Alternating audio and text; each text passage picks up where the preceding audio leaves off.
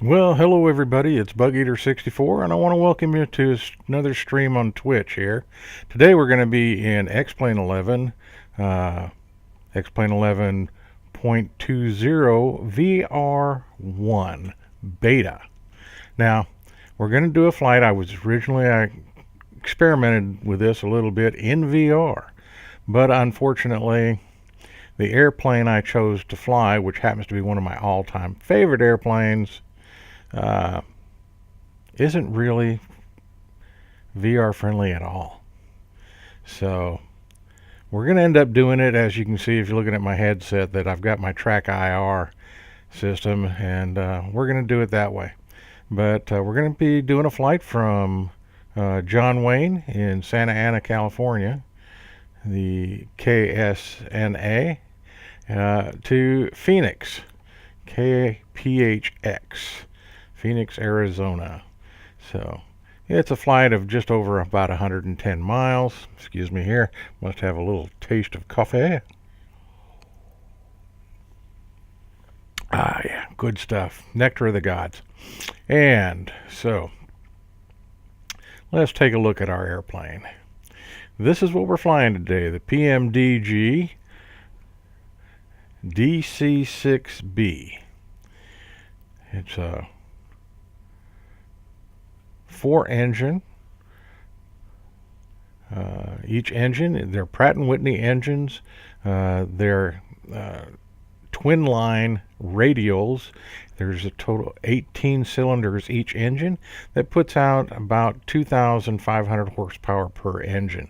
Now, back in the day when this airplane was flying, 1947 and so on, I've got a kind of a soft spot for this airplane, other than the fact that it's piston, and I love piston aircraft, especially the older historical airplanes. And I had an uncle who was in aviation all his adult life, and he is one of the people that helped design and build this airplane. So I got a kind of a soft spot for it. And of course, this isn't the natural colors or livery. This is my livery that I designed for it, for my virtual airline, Air America DUX. And what that stands for, the DUE in Latin, simply means that if you have a problem, the problem's gone. We fix it. So Air America DUE is my little virtual airline. So this is our little lady. Excuse me again. Oh, that's good stuff. All right.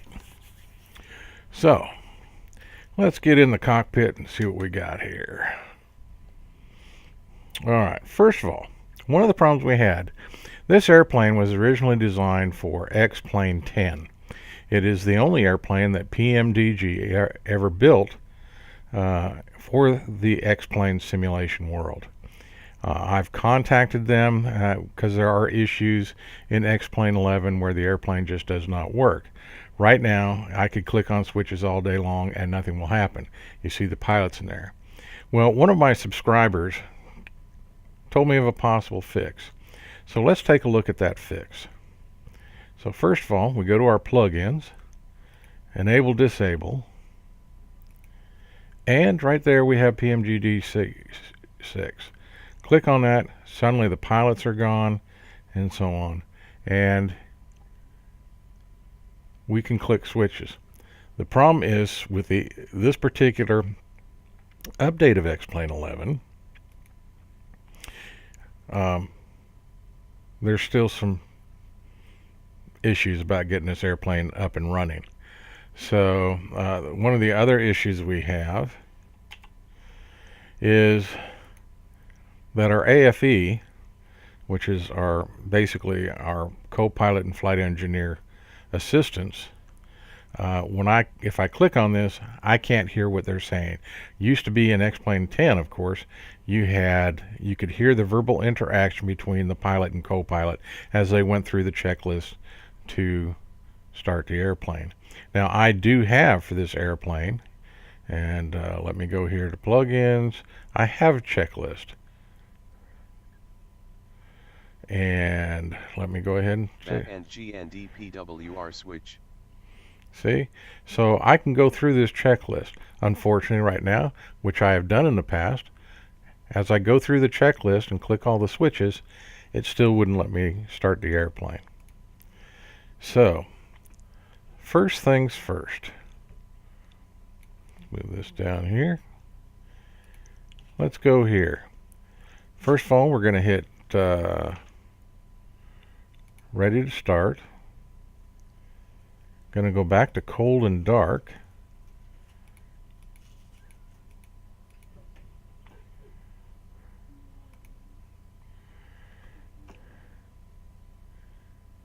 And let's take a quick look outside.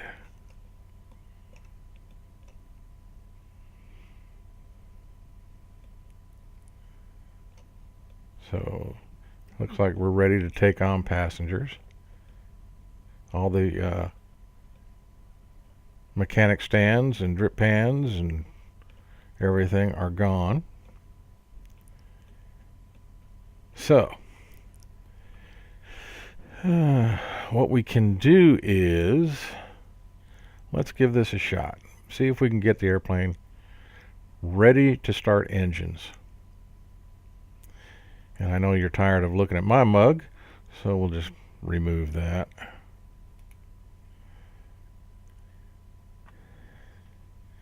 And he'll go. The AFE at this point is going through the checklist. Voice recorder on. Flight kit and ship's papers. Fuel and fluids. Pressurization. Map and duct pressures. Radios.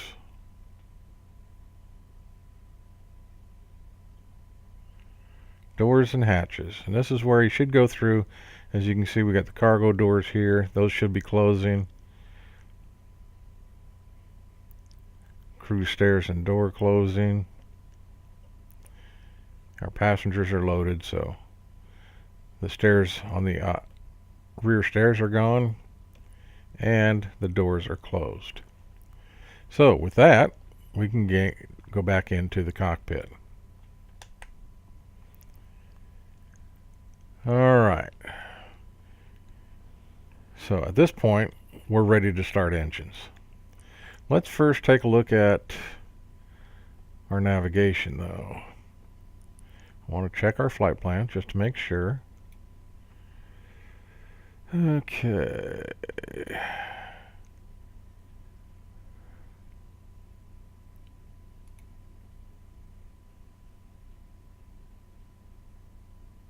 Alright. So our flight plan is in.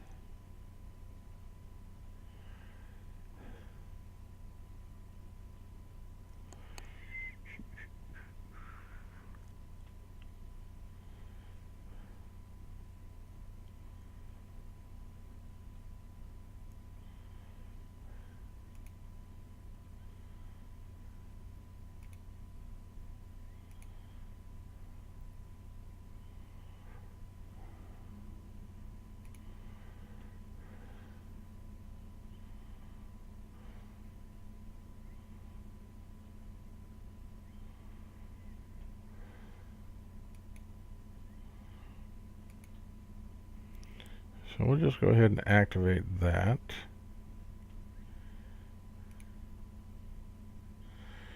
So it looks ready to go. And as you can see, we are ready to start engines. So let's go ahead and now I also have, when I'm in VR, one of the things that I find very helpful is Plane Command, which is a third-party software, and it can do things like this. I press my mic, and you see up here in the corner this headset. Brakes off. Brakes released. Brakes on. She doesn't always listen. On brakes. Parking brakes already released. Set brake. Brakes set. And that's this handle here, and you can see that it came on and off. All right. So let's go ahead and see if we can get it started. And come on now. I had this problem yesterday when I was trying to work on this. My track IR is hesitating. All right, let's go here. Boy, it stops abruptly, doesn't it? Isn't that interesting? All right, well, let's give it the best we got.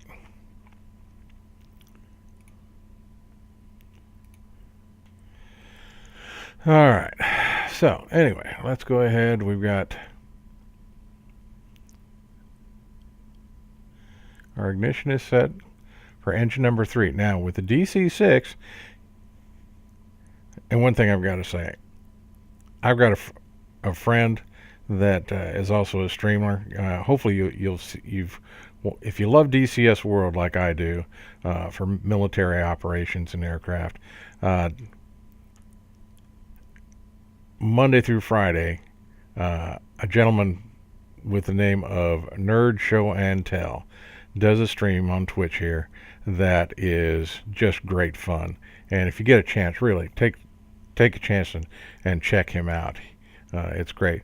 So one of the reasons I'm doing this video, and I wanted to do it in VR, and I'll tell you, while I was in VR, looking at these old steam gauges, they're insane. I mean, it's just absolutely awesome. Just beautiful, beautiful thing. And so I did a video with the 737-300 IXEG, and he got tickled with all the gauges. So I just thought I'd like to show him gauges in the older world of aviation. So here we go. Now, back to the airplane. We start the engines number 3, number 4, number 2, number 1. That's the process for the DC-6. And one of the reasons is the power we get. Right now we're on ground power. Excuse me there. Engine number 3 is the engine, once it's running, that supplies the power to the airplane. So we're all set here. We've got engine number 3 selected. We've got our ignition switches to both. And this should start the engine. So keep your fingers crossed, hold on to your butts, and let's give it a try. And we'll watch the gauges there. Pressures are coming up, and she's starting up just nicely.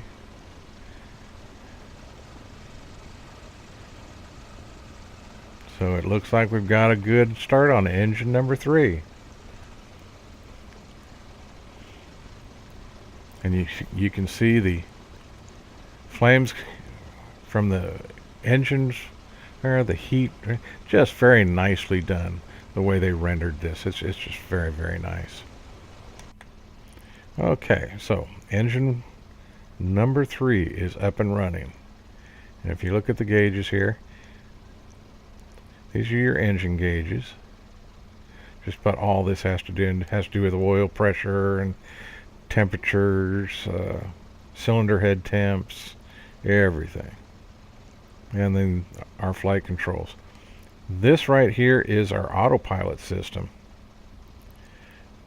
Very old, very rudimentary, but it will follow a flight plan. Put that to GPS. It works much better that way. All right, so let's get engine number 4 started. Fuel to rich. Ignition set to both. Engine number 4 And start.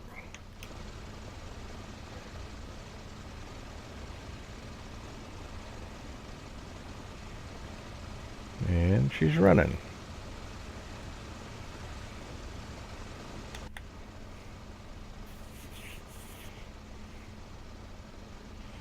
And if you see this wheel right here, that is actually our rudder trim.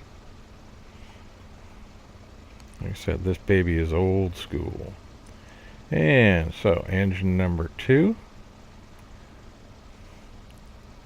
Mixture to rich. Both.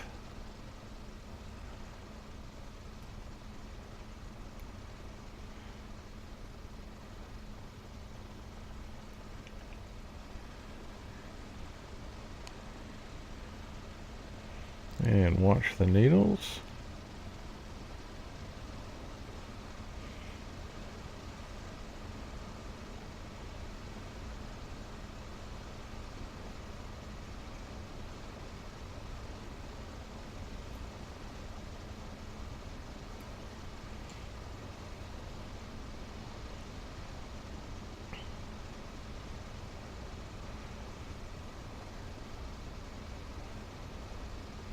And last but not least, engine number 1.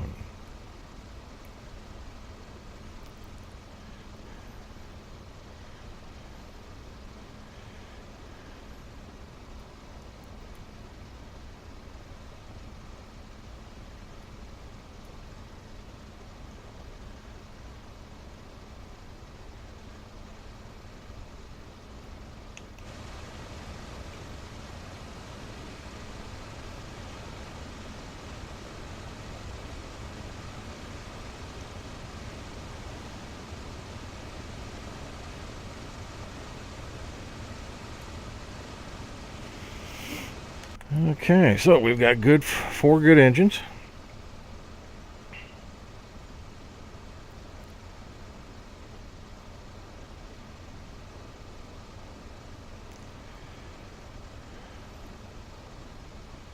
So with that,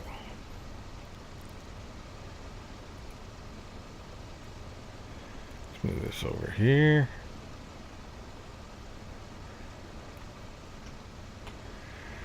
Now, so we can go to the after start checklist.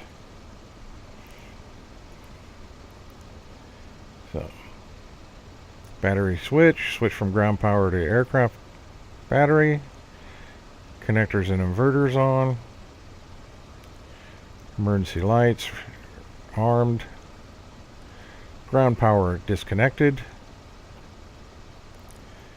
Okay, so that's complete. So with that, we can move.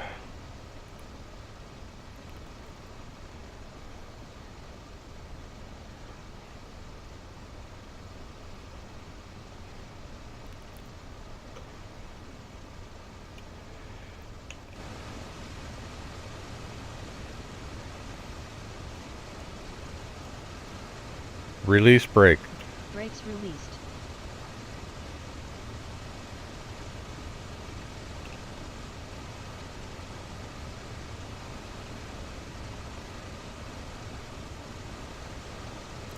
And we're going to move right out here to this runway area, but we'll do our before takeoff checks right here. Give a little more power.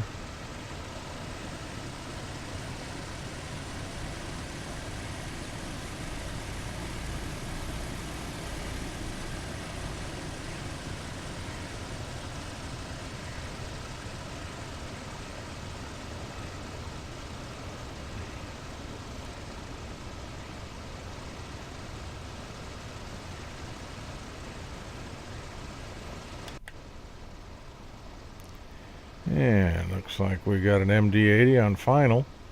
Looks like he's aborted.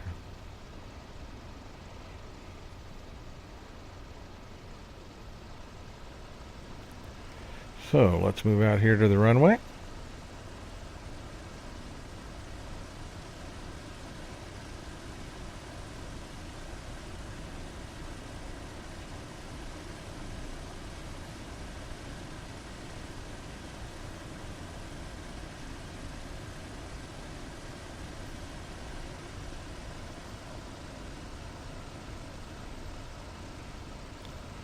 She's a big airplane.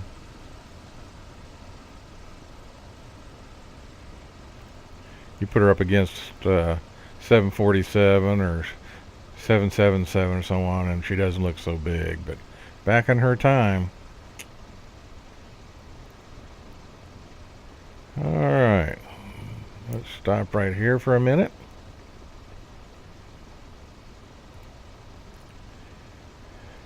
And do our before takeoff. So boost pumps. Fuel selector and cross feeds. Autopilot and carb heat set. Hydraulic systems. Check. Flaps set to 20. And if you look right here, you'll see that needle start to move. There. As it goes down to 20. Our takeoff configuration. Windows and turbines. Windows locked. Turbine set. And controls.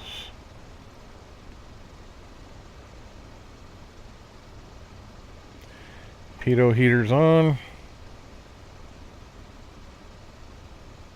Mixtures and cowl flaps. Cowl flaps will be set to takeoff. You got climb settings. Takeoff, this should be set right about there.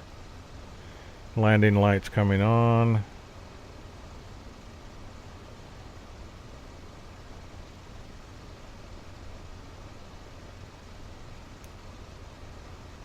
Okay, so cowl flaps are open right now. Once we get on the runway and get ready to take off, they'll be set to 3.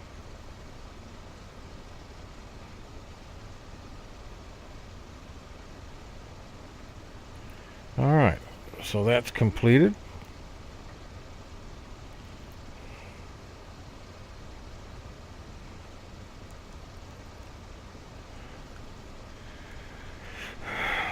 Let's go ahead and move out to the runway. Don't see any airplanes coming.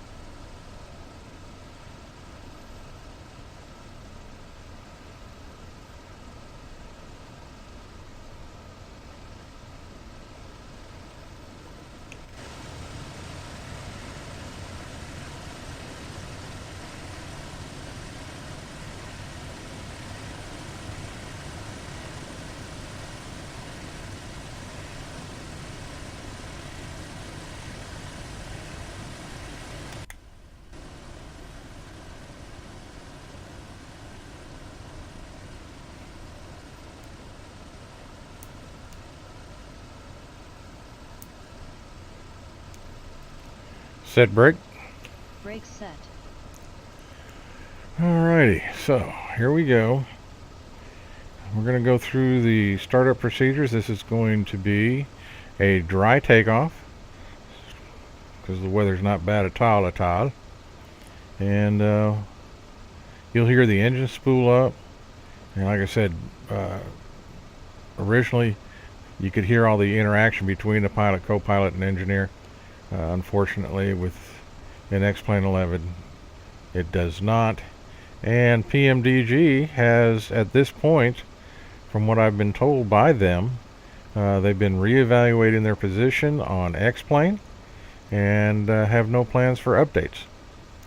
So it's a shame. I think they're making a mistake because they have such a fine product. But we'll get our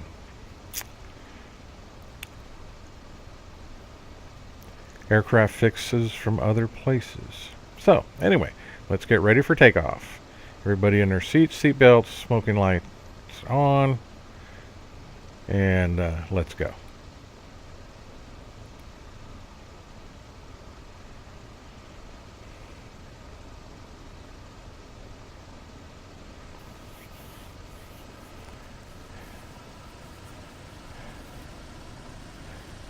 And engines are running up.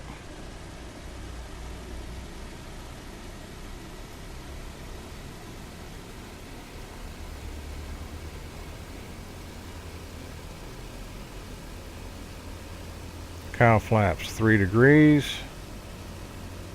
They're set. Full power, please. We're spooling up to full power.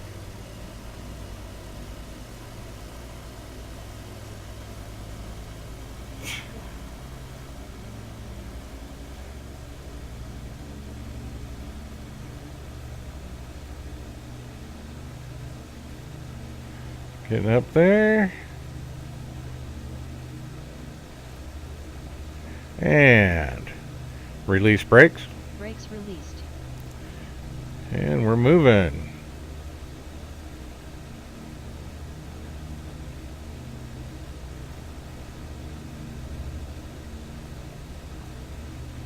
$80. 100. Rotate.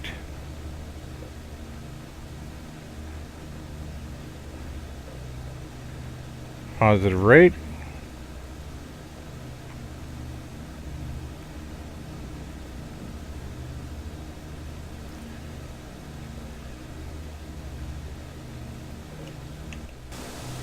Gears up.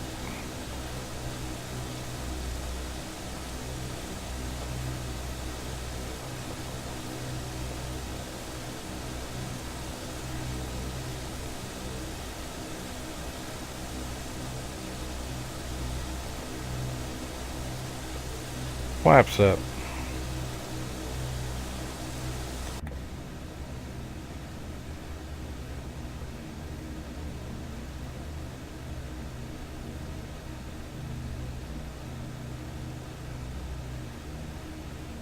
Do a little trimming here.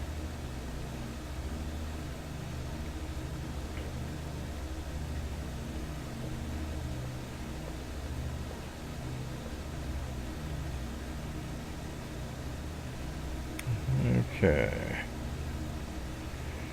So move that there.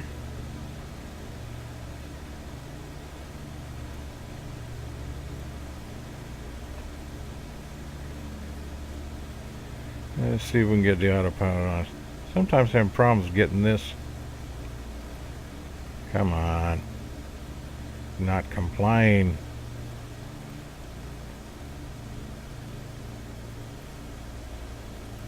There we go. Set. Whoops. Come on. There we go.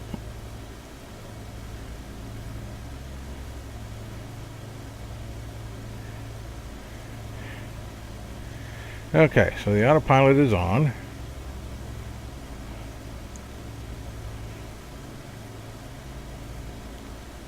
Let's take a look.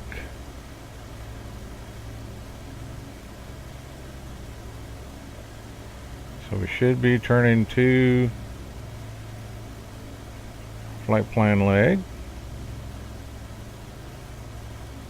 Okay.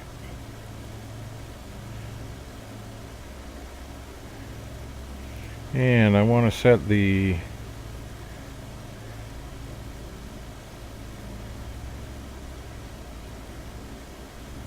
climb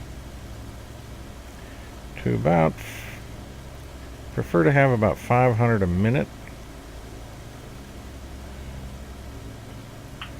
So we can do that right here. Let's see, we don't have altitude, hold on.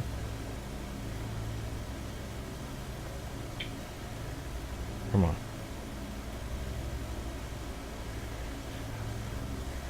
She's gonna fight me a little bit by the looks of it.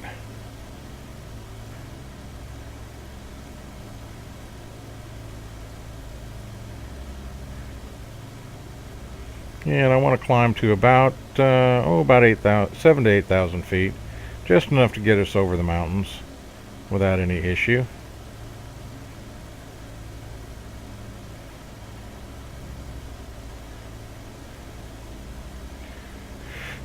Okay. Let's see. Takeoff fine. We'll get to cruise here when I get up to altitude.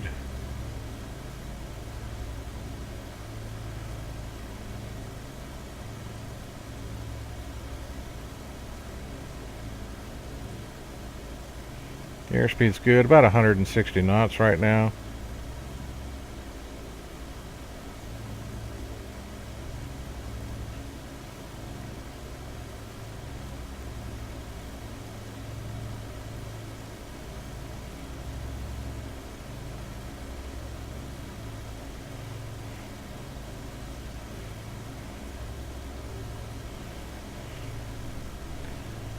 Looks like a bit of haze.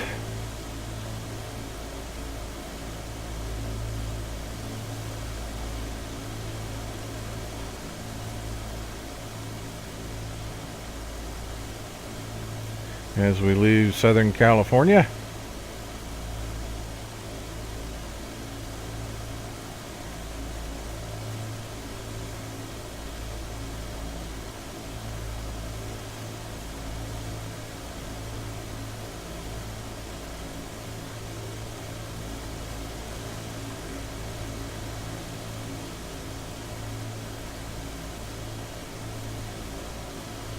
DC-6 is just a great old bird. What can I say? I really am very, very fond of her.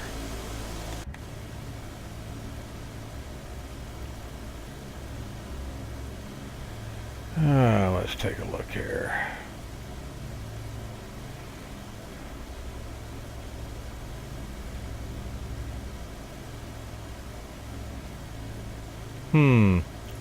Looks like she's just kind of flying around in circles here. Let's see if we can get her to change her mind.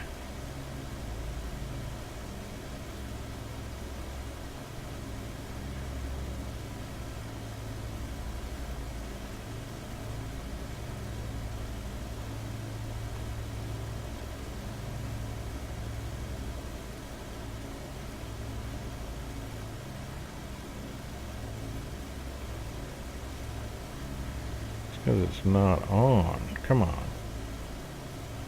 Had this problem before.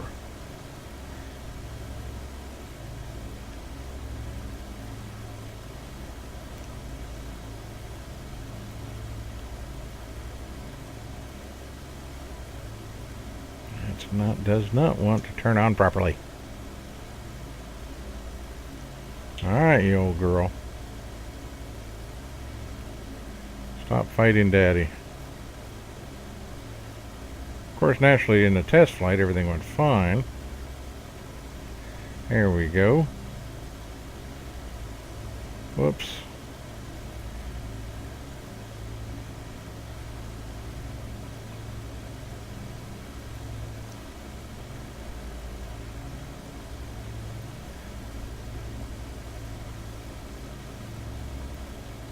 Alright. Now we're set up.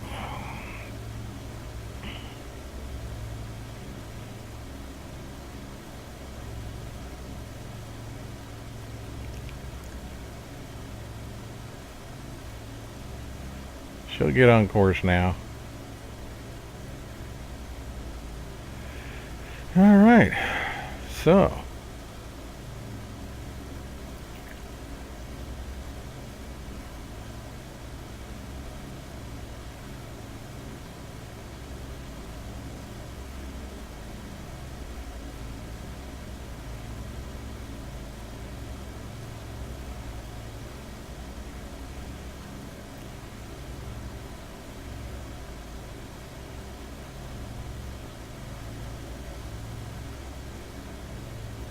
Yep, she's just a good old graceful girl.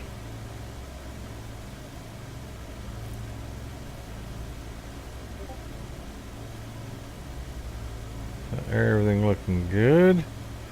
Right now it's 7,500 feet. Get to 8,000 and we'll get things set up for cruise.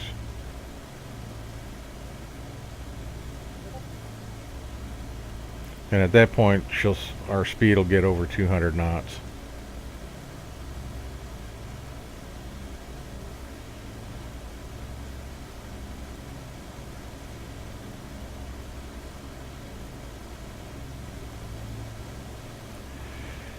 Yep, it's not the prettiest day with all this haze. Of course, we are flying out of Southern California, and, well, you know, not that I would ever think that smog was rendered in a flight sim. So, alright, let's go ahead and set up cruise. So, set back to cruise power.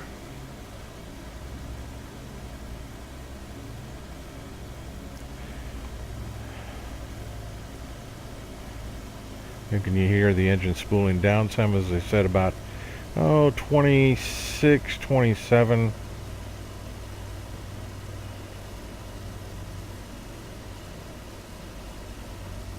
On the RPM. Manifold pressure around 37, 38.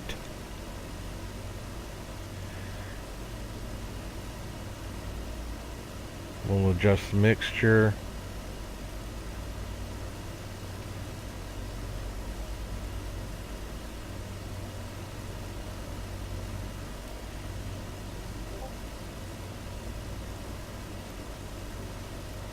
Put on altitude hold.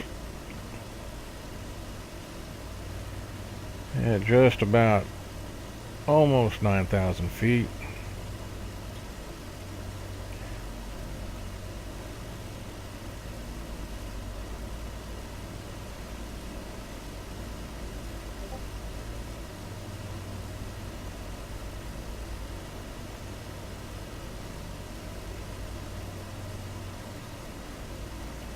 And we are set at cruise.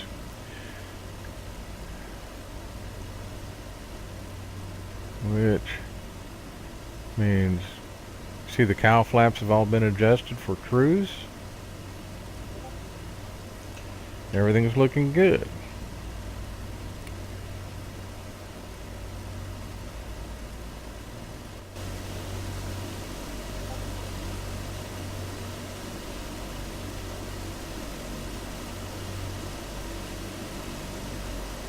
It's just a tad bit noisy out here.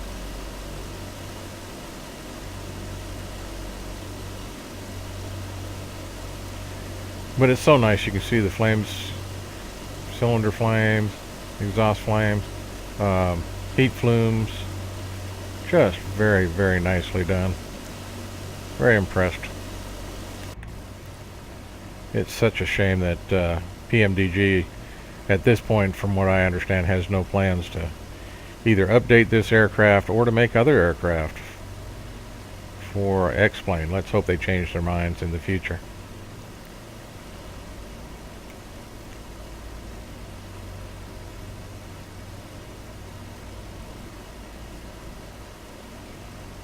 And for those of you that would like to, let's first go outside.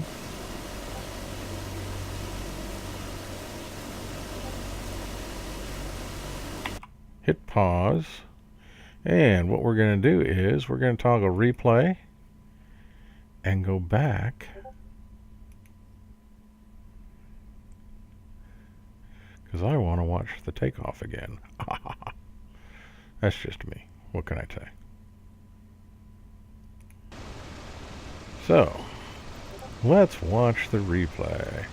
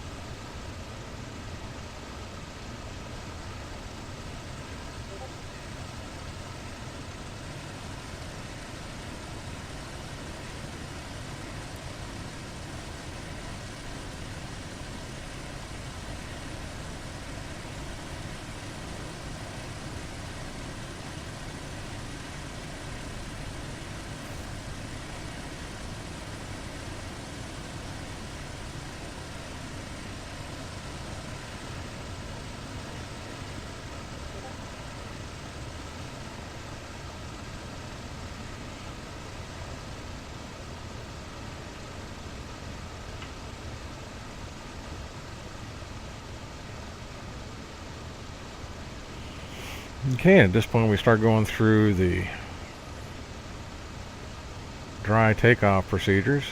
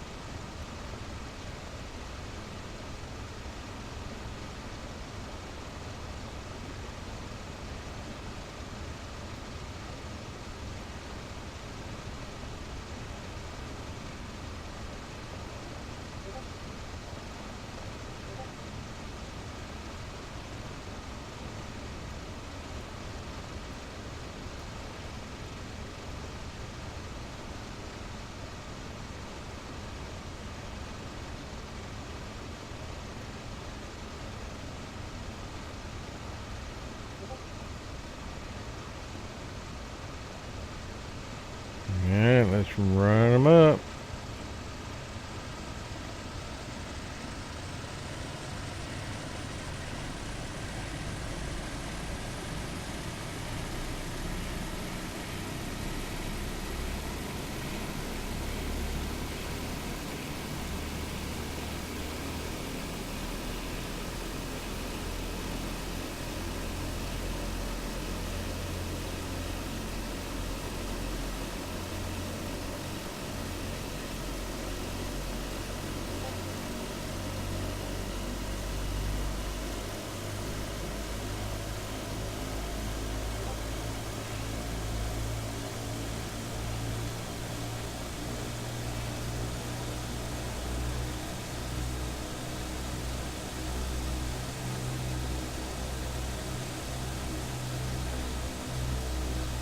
I really like the sound of those twin line radials.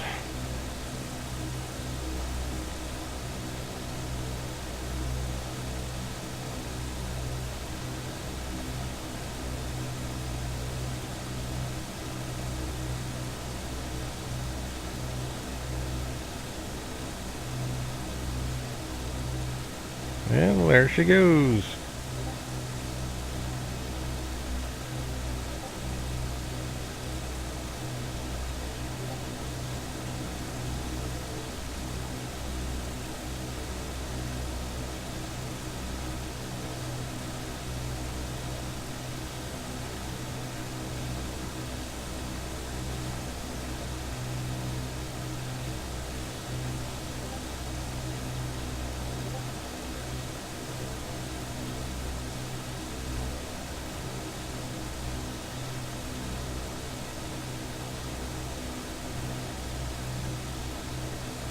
Just really neat, graceful airplane. When you're flying, it actually feels heavy like it should. It's not a fighter airplane. It's not a modern jet.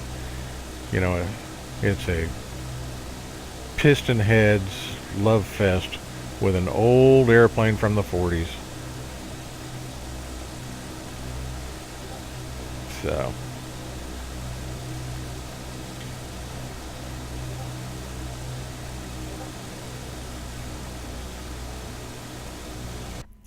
Anyway, back to the present.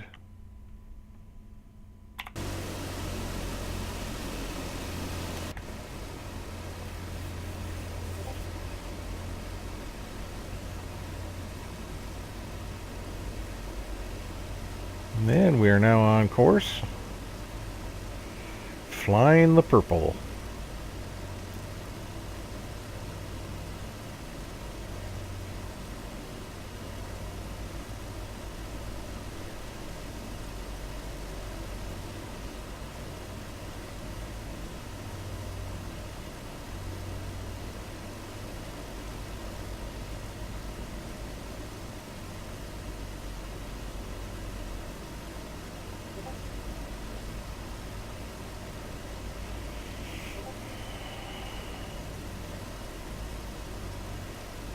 Yeah.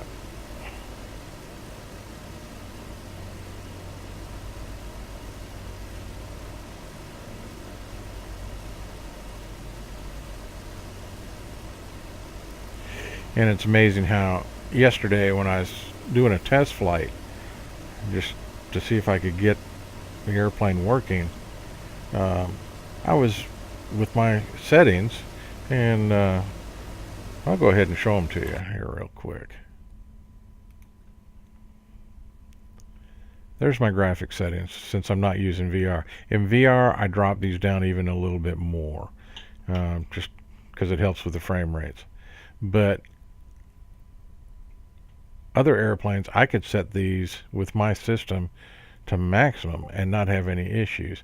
And yesterday, with these settings, I was averaging between 35 and at times up to 60 frames. And right now, we're fighting to keep it between, well, right now we're at 42, but I'm not moving. Let's get this back online. But, you know, low mid 20s up into the 30s and 40s. So, and I think a lot of it has to do with the clouds. There's more clouds today than there were yesterday. So, but that's why I'm getting some of the lag a little bit and so on. But, you know, this aircraft, the thing I like that the PMDG did so well too is the fact that it looks old. Yeah, it looks like it's been around the block a couple times, pretty much like the person who's flying it. So,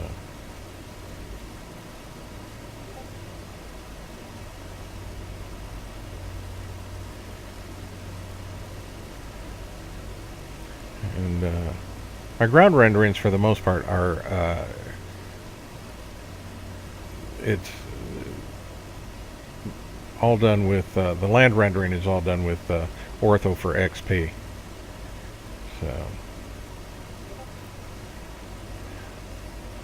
So you'll see some of the lag too that happens. It'll drop, like right now it's dropped down to about 3.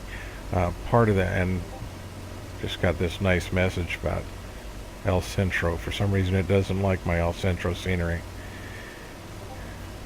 But sometimes when it's loading the tiles, it'll drop like down to 2 or 3, or while it gets the tile, you have huge lag, and then bang, we're back up. So it's just, I don't have SSDs, so that, you know, is, I'm sure, part of the issue. But I do the best I can with what we got.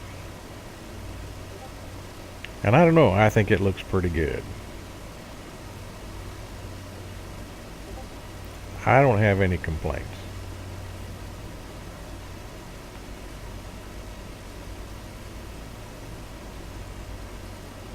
Fuel gauges.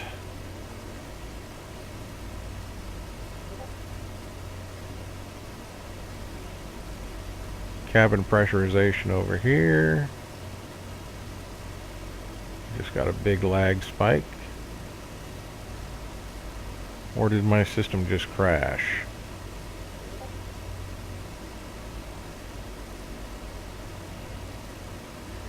Oh, don't tell me my X-plane crashed. Nope. Not yet, anyway. I think it's trying to. Bingo. That's one of those huge... It was doing it, apparently, ortho tile. And we dropped down to like 2 frames there. Just like I was talking about. Now we're back up. We're flying at between 36 and 40 frames. So, yeah. Little annoyances, but you learn to deal with them. Alright, so we're on our way, as you can see here. So now I want to set up, I want to be at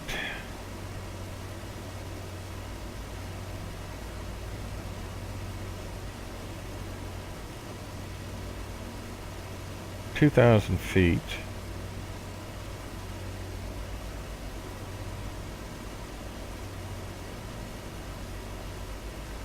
Because the airport in Phoenix is at just over 1,100 feet. So at about 5 nautical miles, with a 500 feet per minute drop, VSR,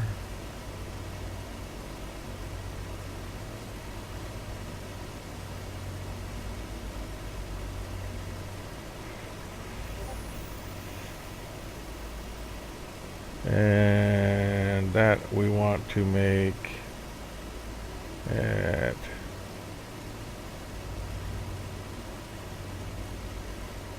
kph.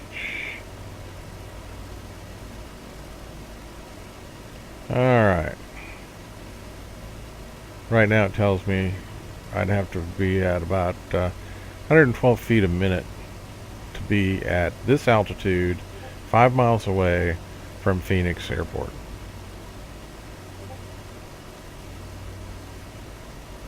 So we've got 116 miles to our next waypoint, which is BLH.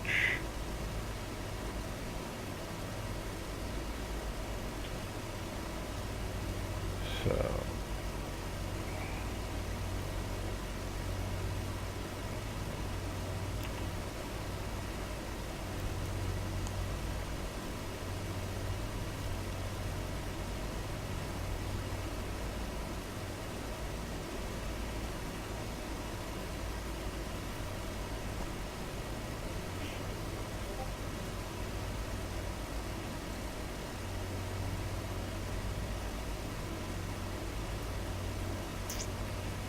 So right now everything appears to be doing fine.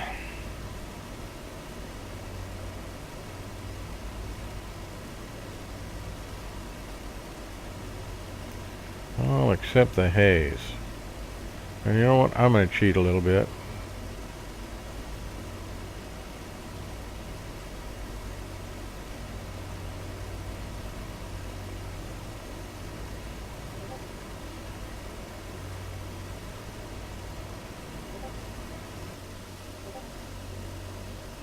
Weather's clear. Okay.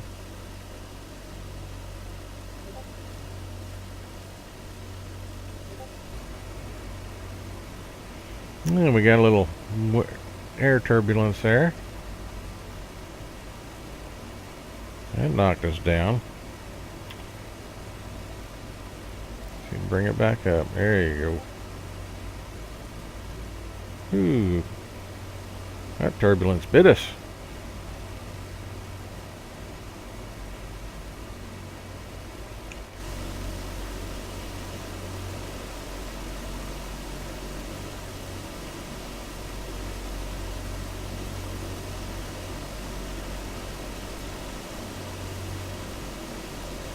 And there you can see why I like ortho.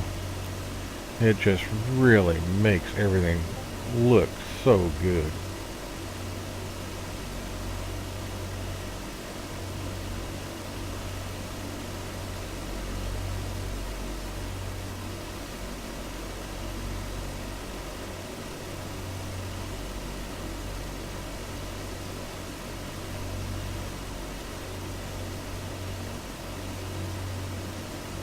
Yep. Alright, so let's take a look at the map here.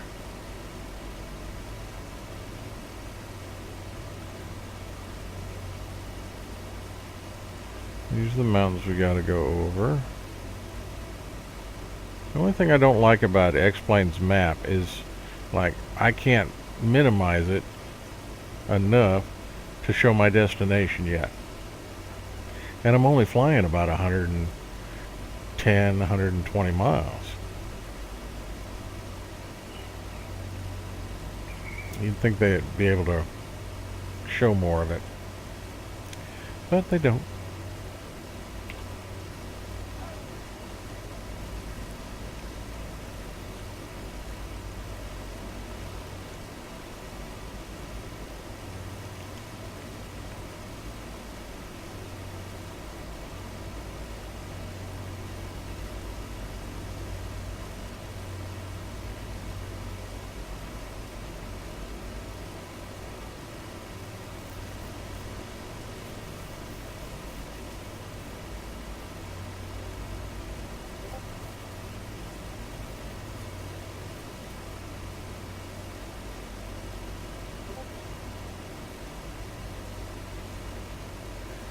Everything's still looking good.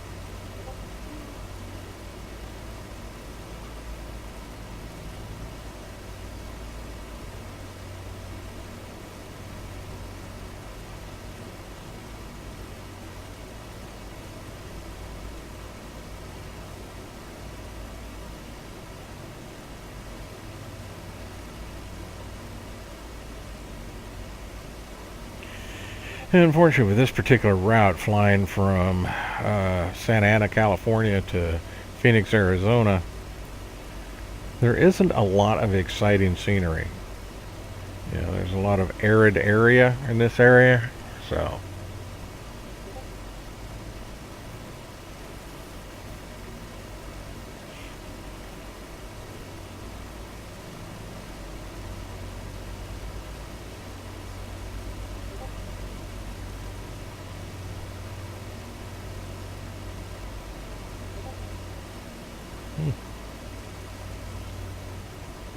Looks like somebody down there has a very nice swimming pool.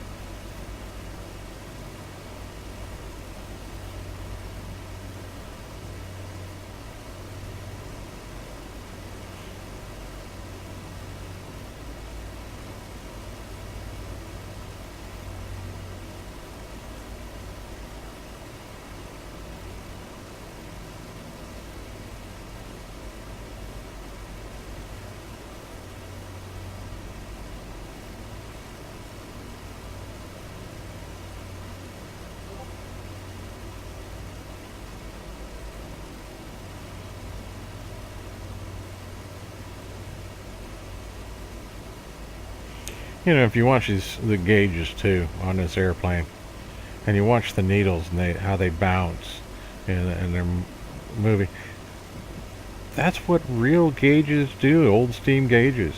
It's not like our digital age where everything kind of stays this, 120, 120.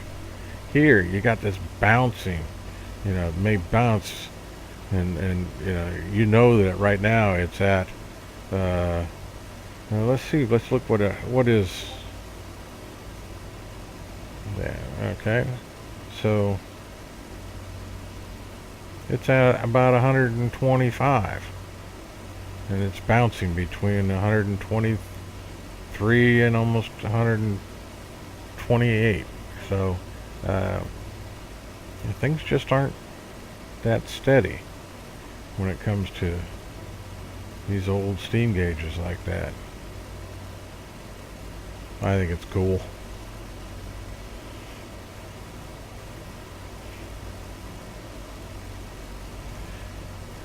But then again, simple-minded people are easy to please, so I'm easy to please. What can I tell you?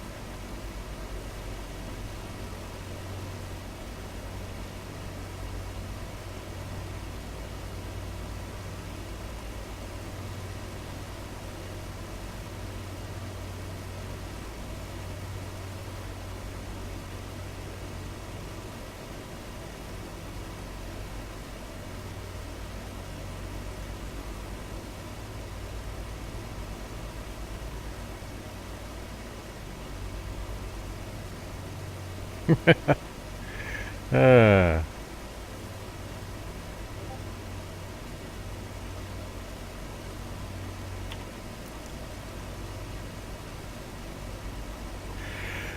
no, nerd, we're not there yet. And welcome to the show. Yeah, this is the surprise airplane for you, DC-6. So.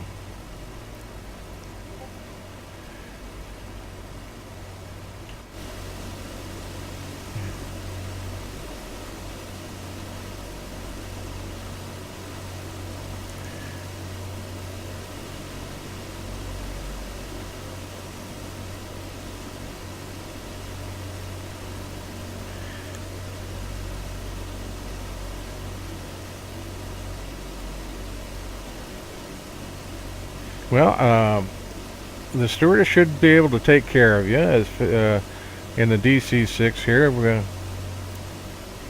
We actually provide special foods.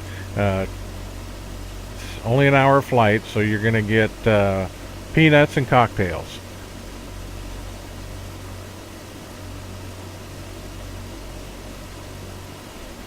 Yeah, she's a great bird. And like I said, she's got a very tender spot in my heart since I had a family member that actually worked on these back in the 40s and 50s. So yeah, she's a great old lady. The movie, you should already be watching it, is the original Airplane. And hopefully we won't have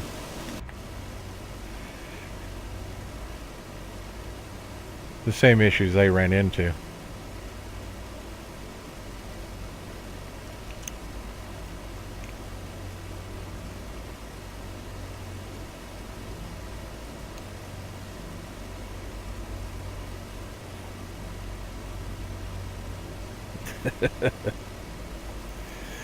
But yeah, I can't say enough though. Originally, wanted to do this flight in VR. This cockpit in VR, looking at these old steam gauges with the depth and everything, is absolutely amazing. So what can I say?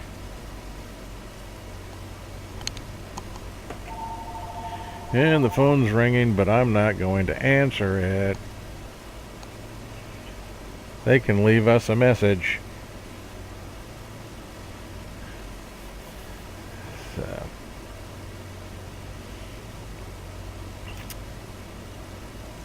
Oh.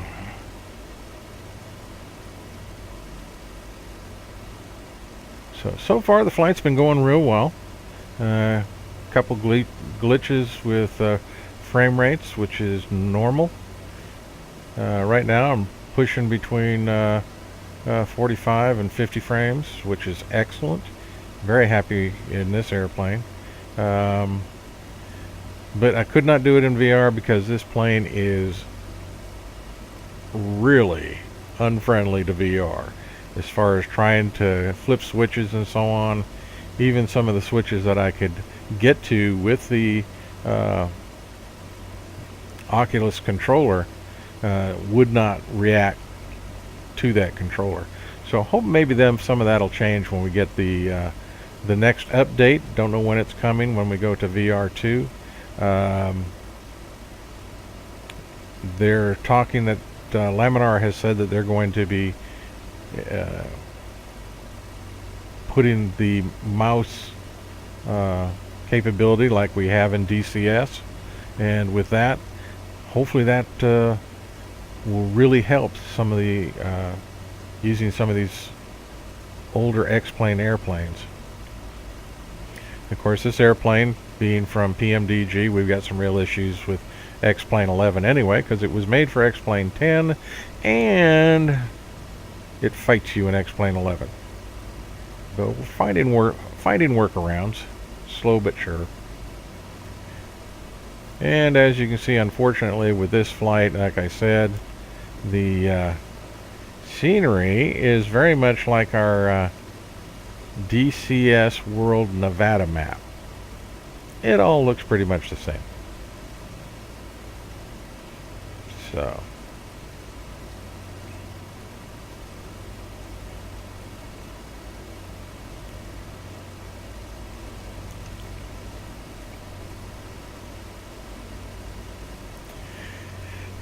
actually, the best movie, in-flight movie for this flight would have been an old John Wayne classic, The High and the Mighty. But unfortunately, I got overruled by the co-pilot and crew, and they wanted the original airplane. So, what can I say? I tried.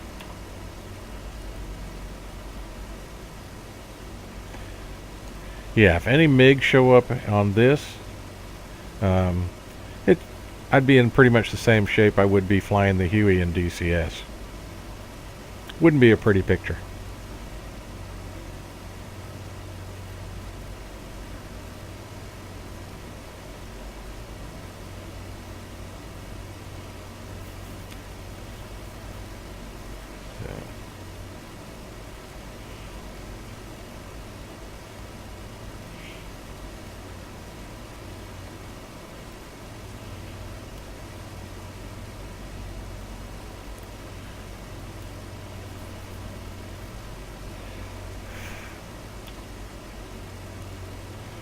Okay, so let's check our fuel gauges. And everything's looking good. We only flew with 50% fuel today to keep our weight down, and it was a short flight, so shouldn't have been any issue at all. And look at our nav. And we can just pull that out. So we got 46.5 miles to our next waypoint.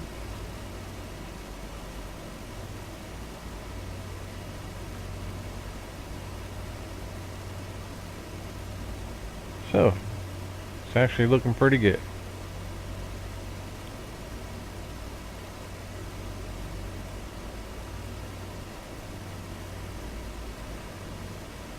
And we can take a look at the map.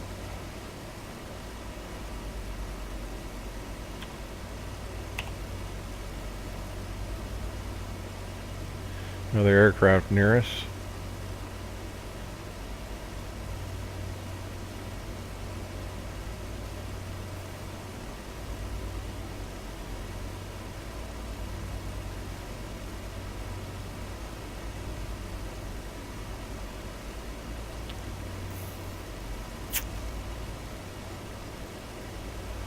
Alright, and let's take a look at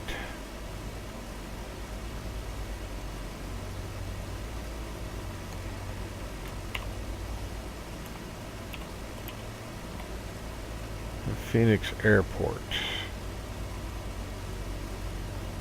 See where we want to land.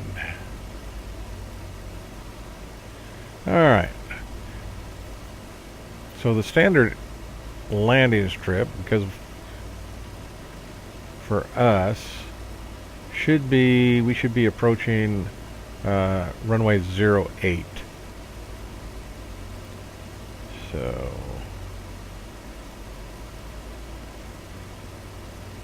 now that's going to be a ways. We've still got a while to go.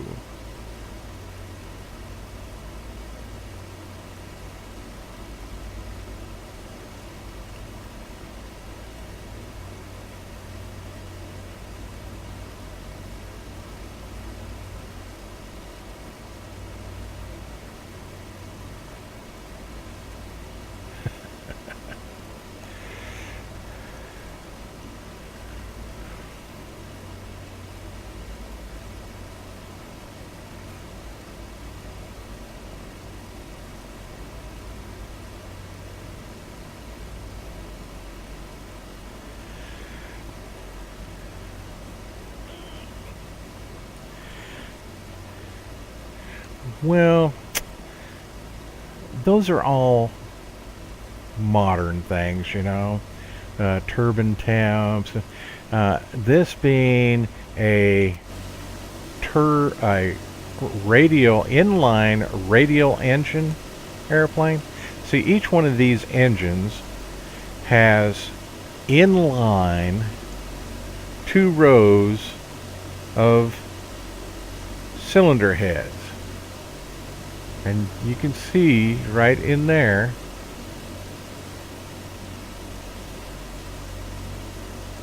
there's a total of 18 cylinders per engine, each engine putting out 2,500 horsepower.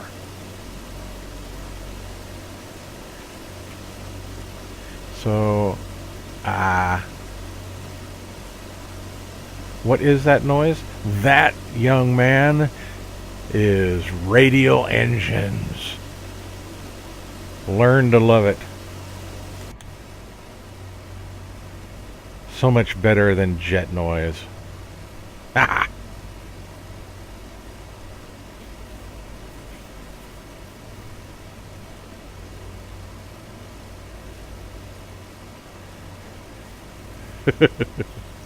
Yep. 4 of them. Plus, now, if this thing had turbines, we'd be going a whole lot faster. Right now, we are flying, as you can see, at about 210 knots, which is a good cruising speed for this airplane. So what can I tell you? This is old school, baby.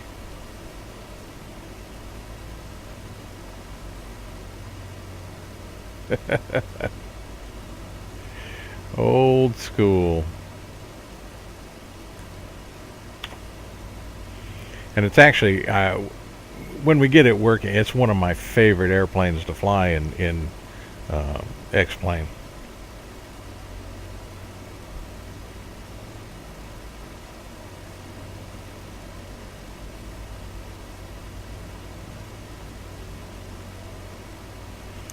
You're probably right, since this airplane was built in the 1940s. I think it first saw service in 1946 or 47.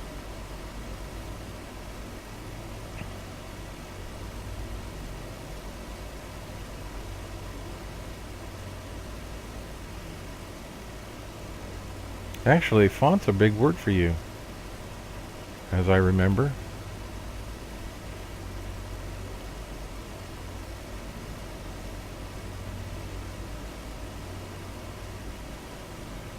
Let me give you a real treat here.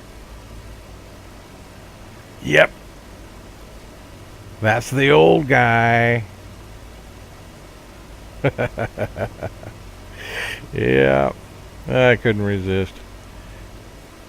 That's the tired old gray-haired fart that you have to deal with. Sorry. Okay. You've had enough. Later. Back to the show. Yep, cable controlled surfaces.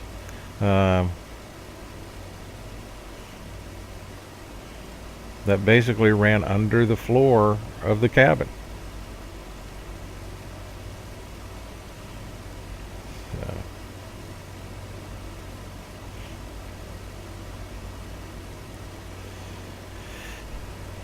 And another exciting look of the desert outside. What can I say?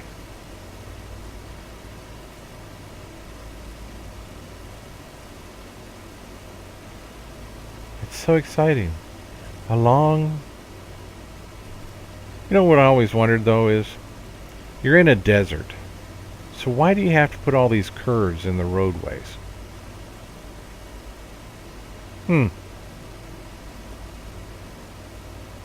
And if necessary, I could use that as an emergency landing strip. But that's not going to be an issue today. Sorry for all the head movement, but sometimes have to look up to see the chat.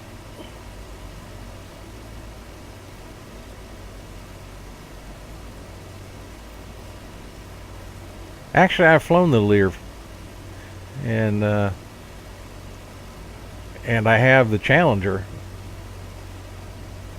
and I have flown many turboprops.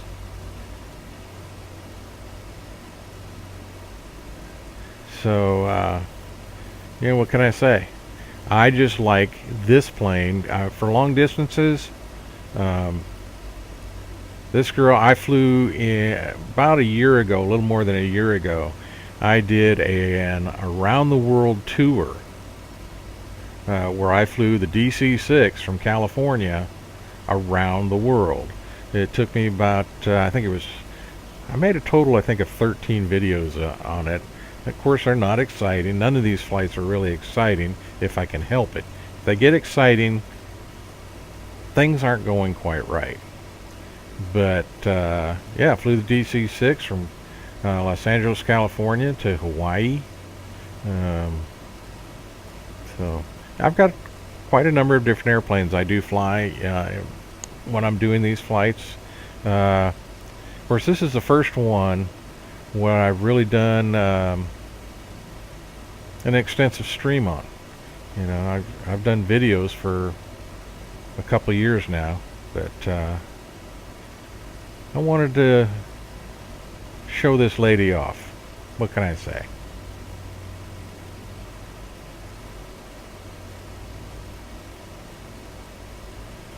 Alright, nerd, if that's the way you want to be about it, we'll just go around your property.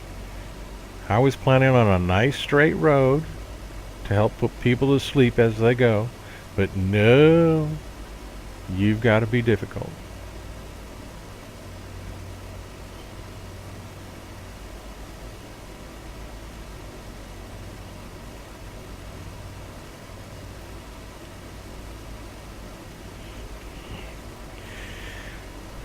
And yeah,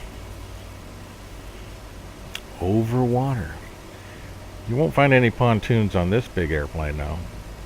God, can you imagine? Although I would love to have a sim copy of the old Pan Am Clipper. One of the other aircraft I would love to see in X-Plane that is available in FSX is the Constellation. Unfortunately, I don't think we'll be seeing that in X-Plane.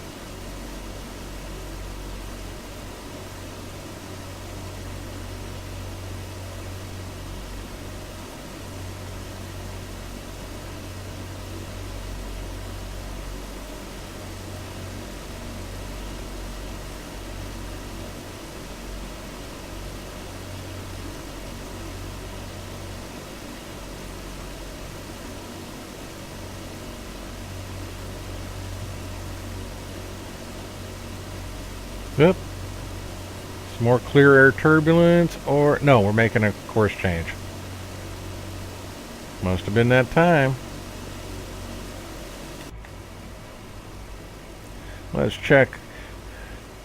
Years and years ago, when these airplanes first came out, of course, they didn't have these avionics. Now it's been upgraded, so we've got the 430 in it, the Garmin 430. So we're on our way to Skoal. Okay, 33 miles distance.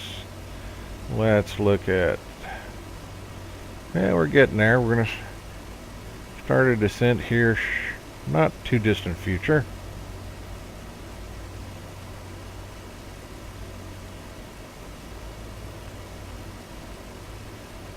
But, and the 430 is a nice little unit, but it's limited.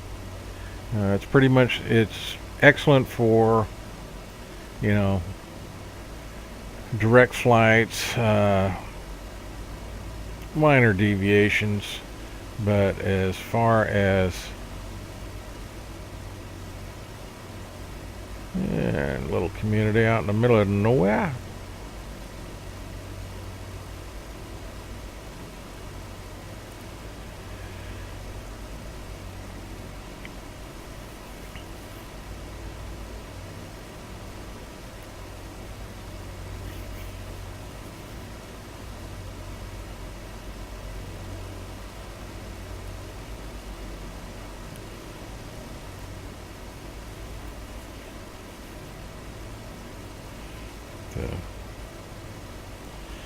Lots of buttons and gauges and toys to play with. Unfortunately, if you play with them while you're flying, things can go very, very bad.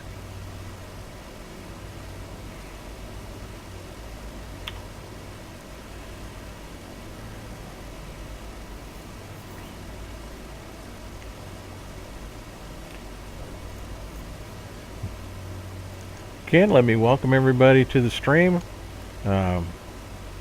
Something I do just for fun. Yeah, my old retiree, the only flying I get to do anymore is in simulation.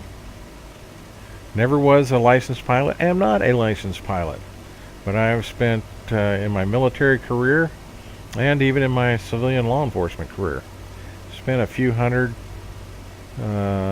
hours, actually closer to a couple thousand hours, in different types of aircraft and helicopters. A lot of time in helicopters. So, and I loved flying, and this is the only flying I get to do anymore. Unless I buy a ticket for an airplane ride, but I pretty much try to get my fix doing this.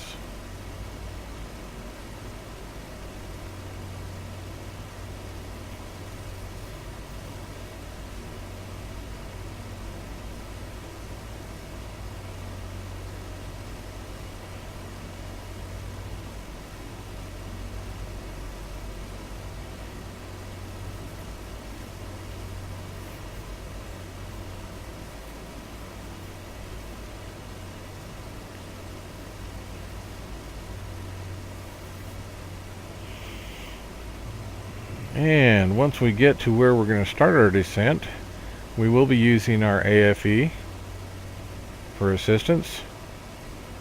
It's artificial intelligence that takes up. This airplane was built to be flown by 3 individuals: the pilot, co-pilot, and flight engineer. And the co-pilot and flight engineer handled a lot of things with the throttles and settings and things like that. So what PMDG did was they put this artificial flight assistance in here, and you can run through the different things. You don't have to. And on much of my world tour, I flew the airplane completely without that assistance, but it's very time consuming to do that. And even with this assistance, I would have to take care of things like these red knobs behind the throttle knobs here. That is your fuel tanks, and you have to adjust those on longer flights to maintain balance of the airplane. Again, if you don't do that, 1, you run out of fuel, and 2, the aircraft gets out of balance and becomes hard to fly. Which is never a good thing.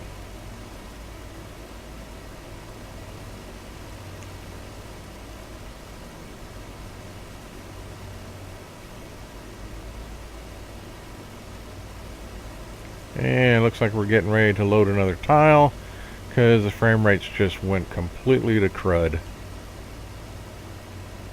So we'll give it a second here. Just dropped from 60 frames a second down to about 2 or 3, and looks like we're coming back up.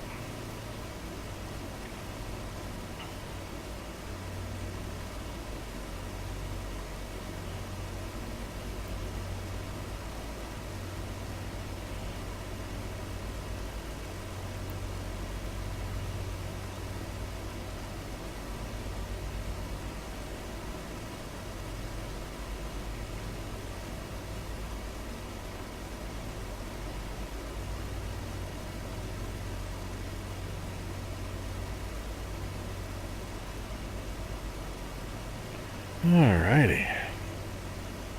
This flight is, so far, keep your fingers crossed, has been going very smoothly, which makes it very boring for anybody watching. Well, actually, I've actually planned for the mountain this time. The highest peak we have to cross today is just around 5,000 feet, and I'm flying at 8,900 feet. So at this point, it's not an issue. Although sometimes during my descents, I have been known to cut it pretty close. There's two issues with the DC-6 during descent. One, it's hard to slow down. The bird loves to fly, but it doesn't like to slow down much. So I have to be careful doing that. Otherwise, I can rip the flaps off.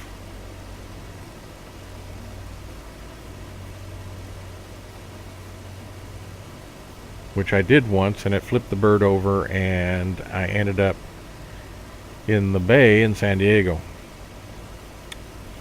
Was not a good end to a very nice flight.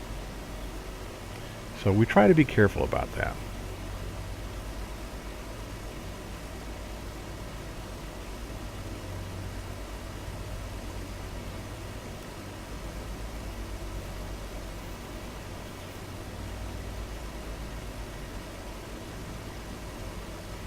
Well, thank you. I appreciate that. Yes, the DC-6 she is a nice bird. And welcome to the stream. Always glad to have people join in just to watch an old fart fly old airplane. Ah.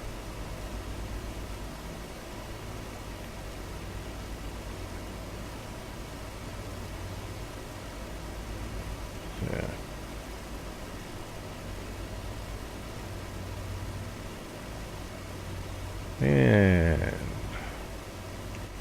we'll take a little look at our pretty lady.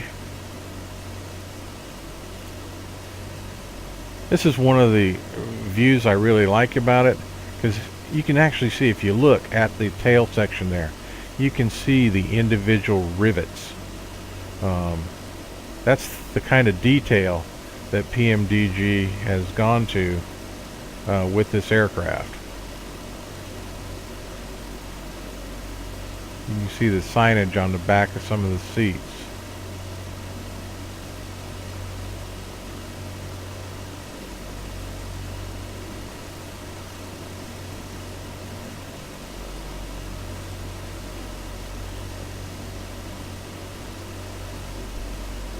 So, yep, she's a pretty old lady. She's probably in better shape than I am.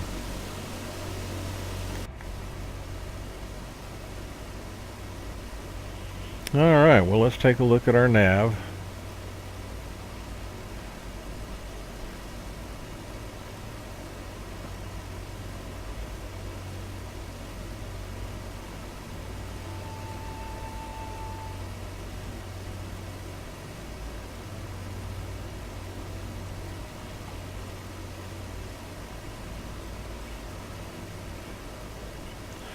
Oh, sorry you had a horrible work week. Hope the weekend is really good for you then.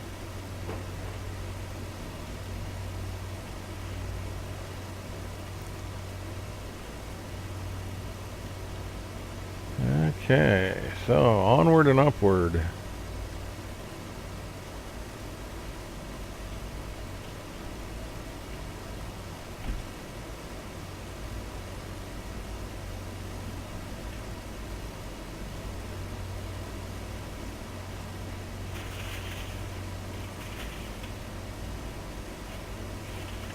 So 24 miles to our next leg.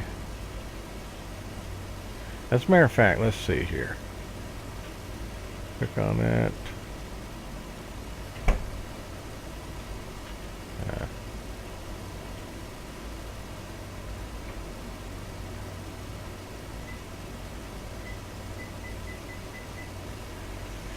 So it won't be too much longer, and we will be starting our descent.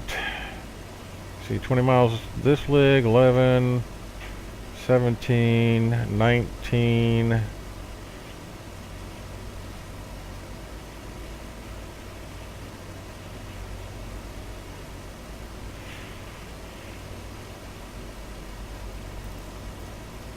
31. So we've only got a little over 70 miles to go. And so yeah.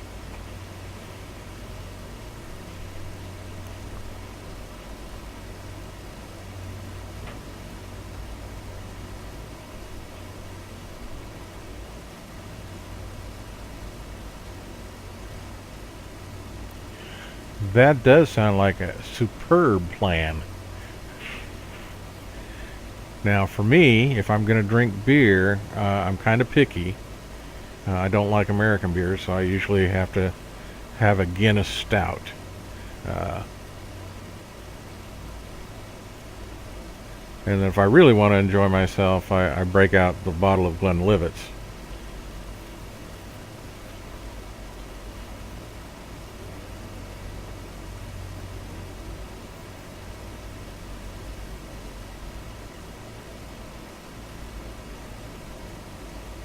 Ah, that does sound excellent.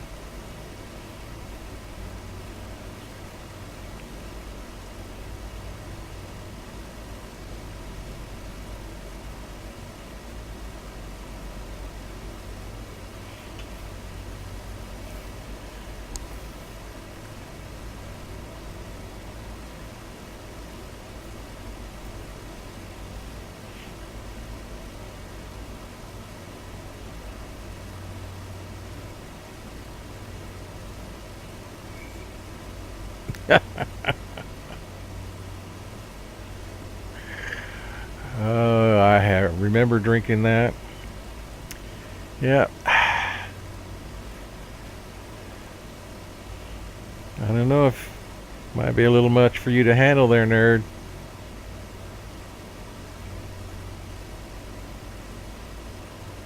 Crystal Light's pretty strong.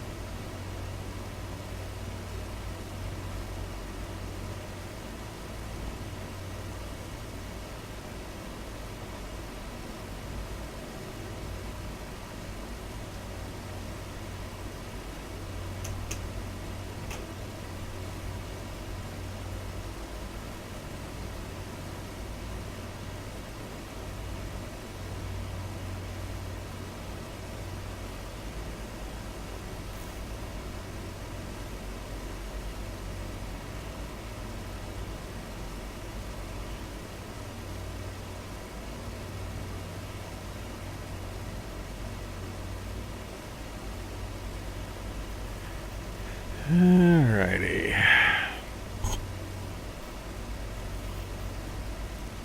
Yes, as we fly along,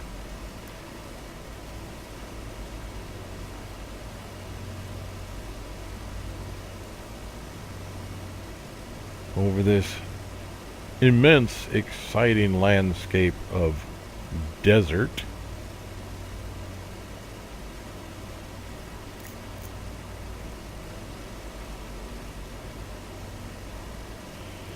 Yeah, a cold one would go good about now, but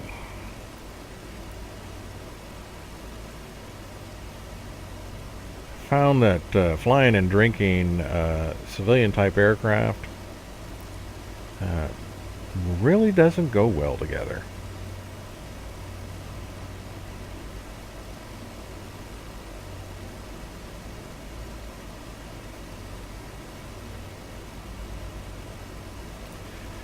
Of course, this is the easy part. I still have to try to put it on the ground in one piece.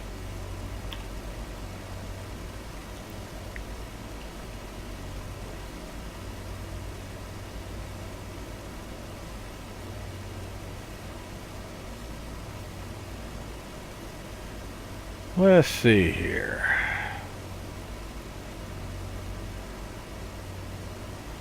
Let's take a look. 383. What we're looking for is a VS profile of 500 feet a minute. So that we'll be at 2,000 feet, 5 nautical miles before Phoenix. So, what, probably about another 5 to 10 minutes before we get to descent.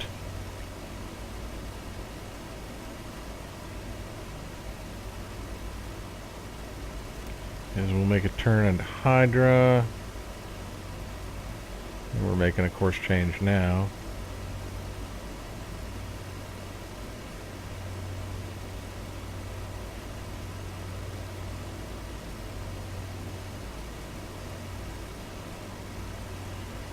So let's just keep an eye on that.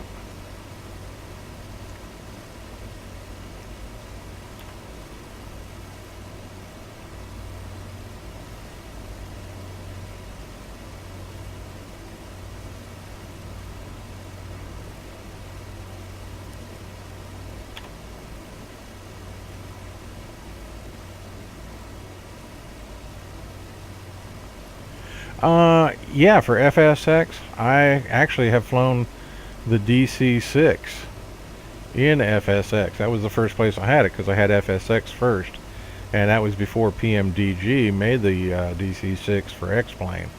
Yeah, A2A does some great stuff, but the FSX birds just never quite looked as good as the X-Plane aircraft, you know, for detail and depth of fields, things like that. And I don't fly in Prepare 3D.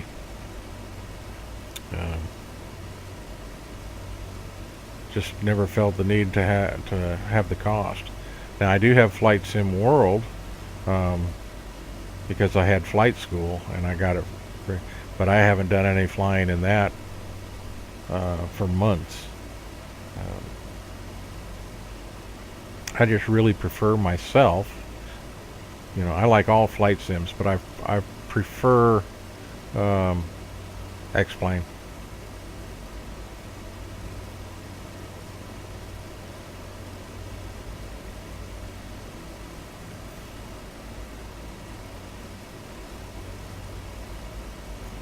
Well, yeah, FSX. I have great. There's a plane that's in FSX, which is a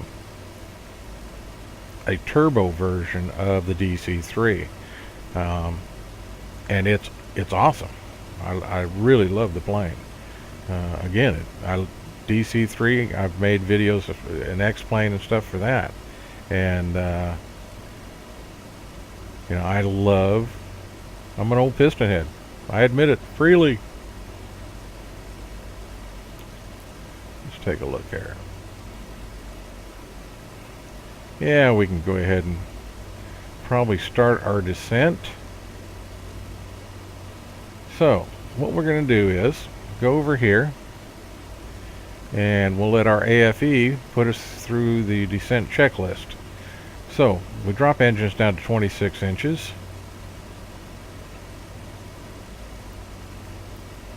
Throttle back.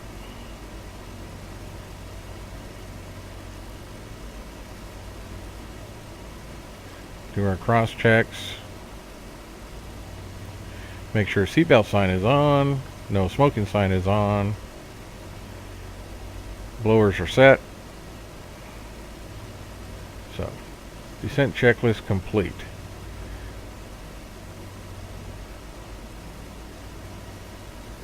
Release altitude hold.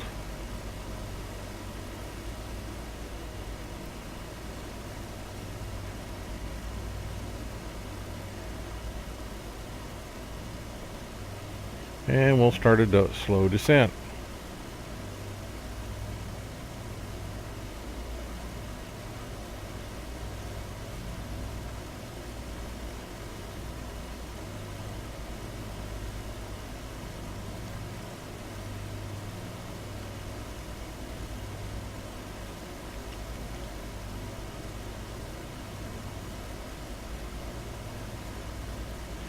All right.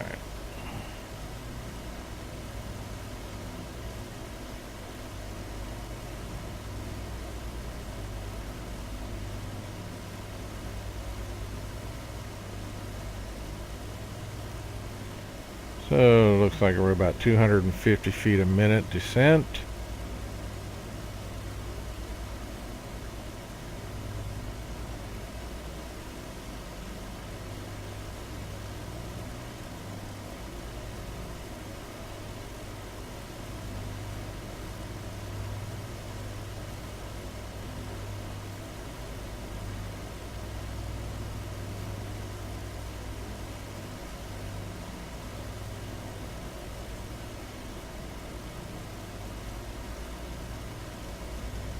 12 miles to Gila, or Gila.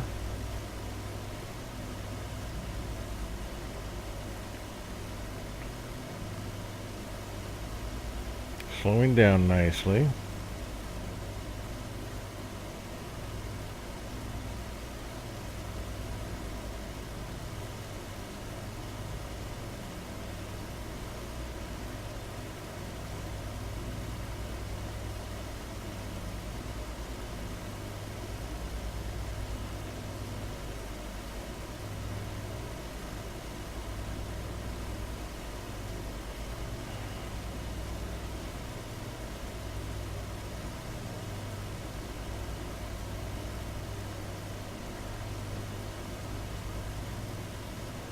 Come on.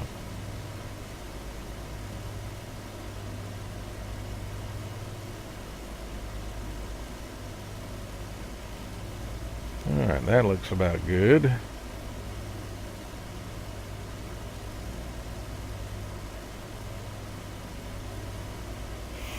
Alright. Things are getting a little bit busy here.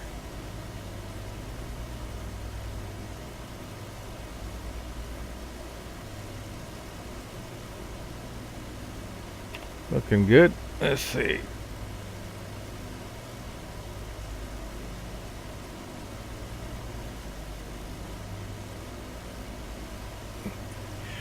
Yeah, the DC-3 is great fun.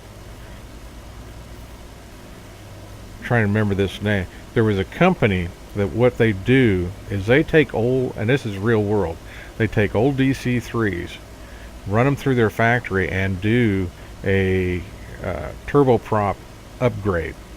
So it becomes a twin turboprop aircraft, and when it comes out of the factory, the airframe is considered and is certified to have 0 hours on the airframe. And so that's one of the ways these DC-3s are still flying all over the world. It's just the DC-3 was one of the greatest airframes ever built for endurance and strength and so on. Just a great airplane. And DC in the X-plane, the one I fly most is an airplane that is made by V-Sky Labs, and it is a true old school DC-3. Matter of fact, the autopilot that is in it is the original DC-3 Sperry autopilot, which is it's hard to even call it an autopilot, but it will it's pretty much hands-on, but it'll keep you pretty straight and level and so on, but you're not making many, it won't fly a route.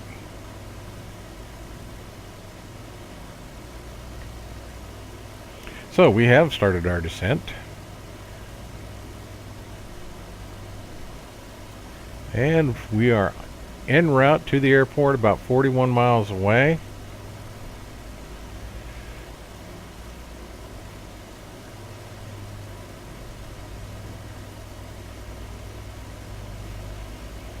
See the map.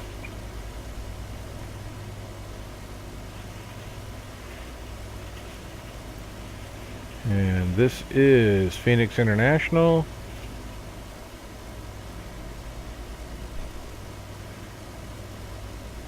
.57.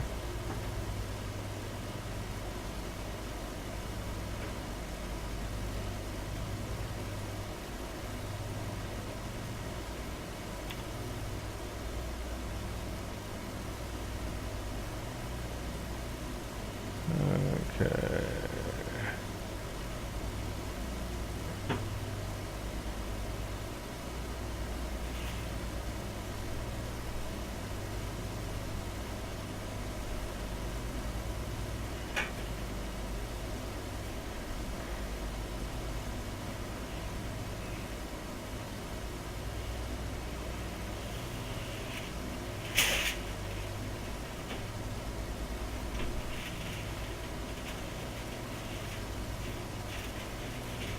Okay, let's see here.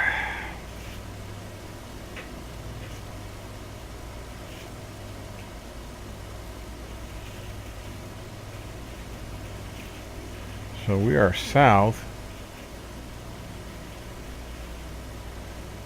and our route is taking, this is a direct flight, being that it's a Garmin 430. So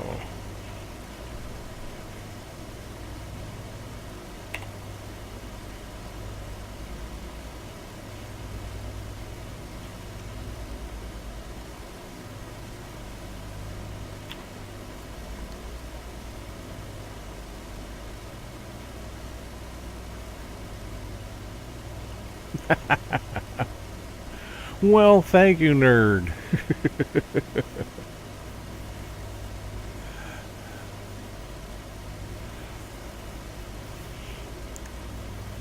Yeah, I appreciate all the follows. Anybody that watches my streams, very welcome. All questions are welcome, and we're just here to have fun. And as long as I can have fun, I'll keep doing it.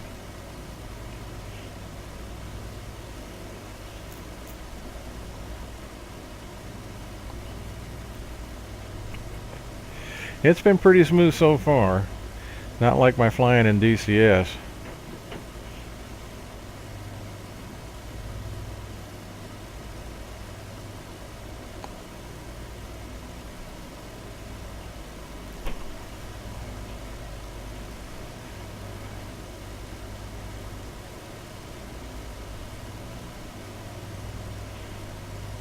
Yeah, that ortho for XP just does a beautiful, beautiful job of rendering scenery.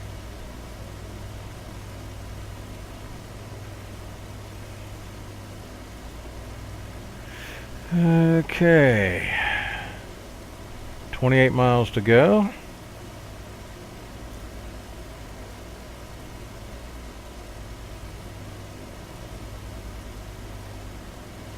We're at 5,500 feet.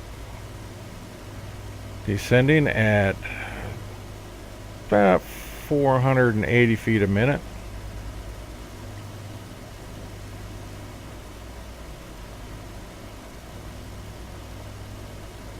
All systems look good. Fuel's good.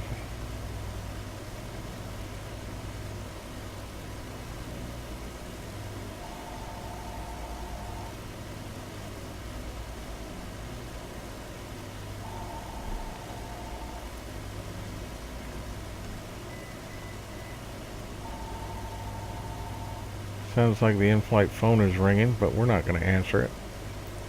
We're kind of busy. We're getting ready to land an airplane.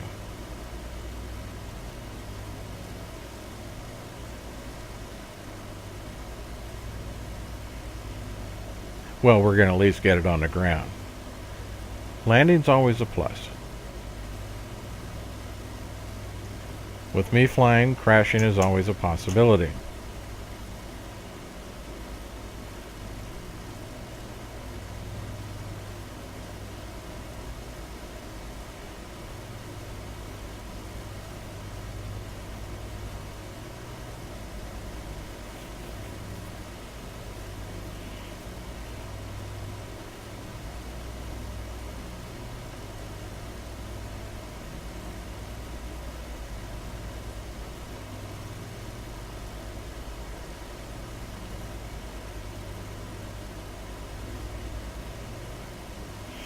Alright, so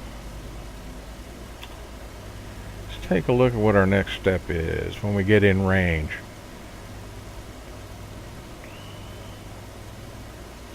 And then we got before landing checklist, and then so on and so on and so on.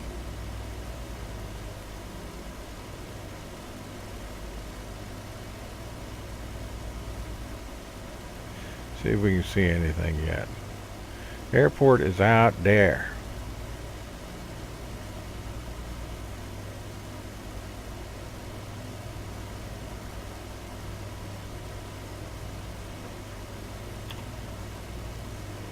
And down there is the Phoenix racetrack. For those NASCAR lovers.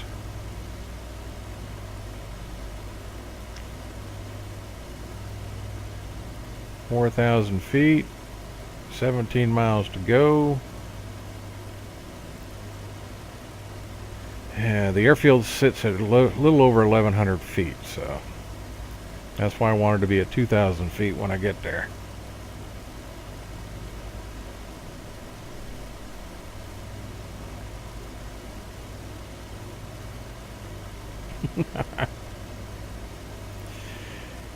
Yeah, they probably found out a non-pilot is flying their airplane.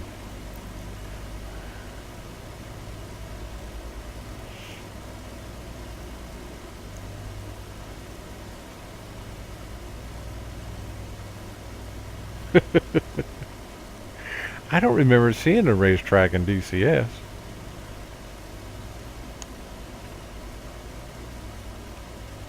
I guess I was busy looking for guns shooting at me. And it probably looks better on X-Plane because all my scenery is rendered by Ortho for XP, which for the most part they're as close to photorealistic as it can get. So again, let's take a look, see if we can see.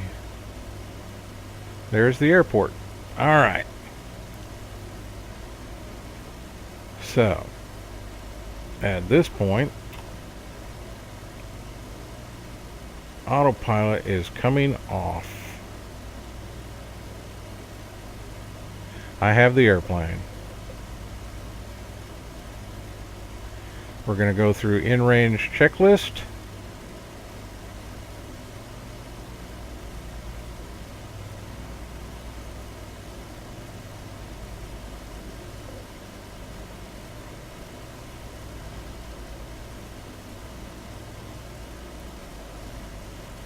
And things are going to get a little busy.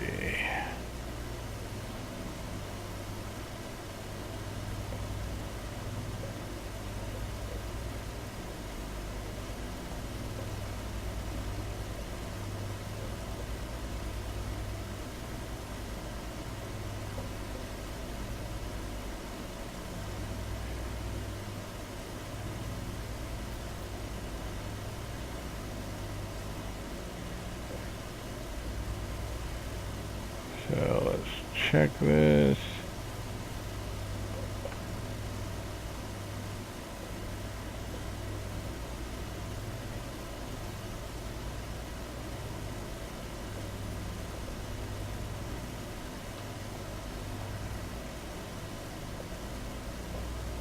And start our approach.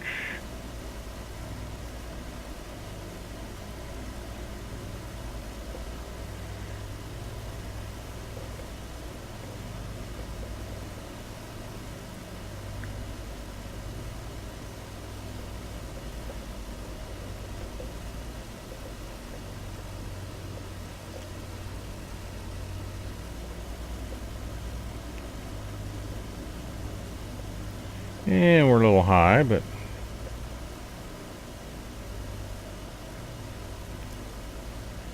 flaps at 20, landing gear down.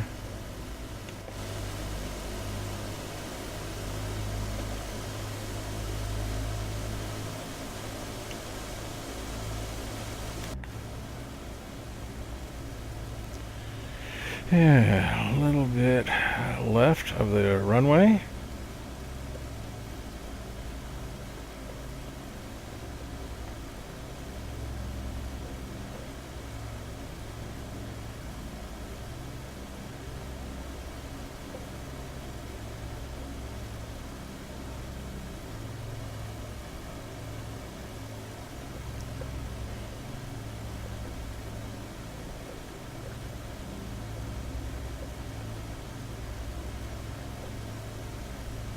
And welcome to Phoenix. Let's see if I can get her on the ground without breaking her.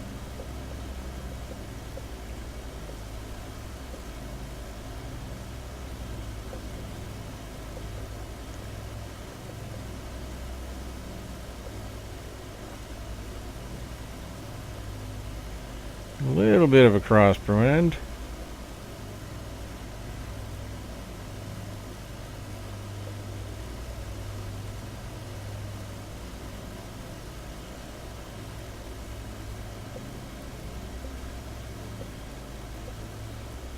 Looks like glide path is pretty good now.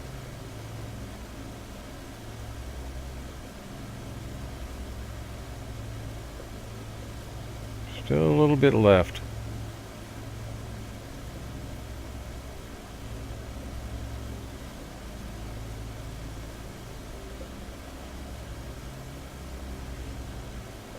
Looking better now. On glide slope.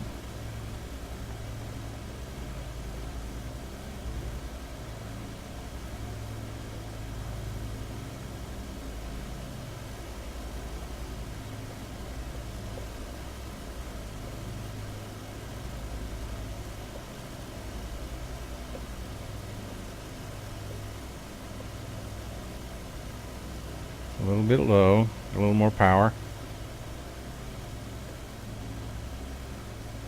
Oop, don't need a lag now.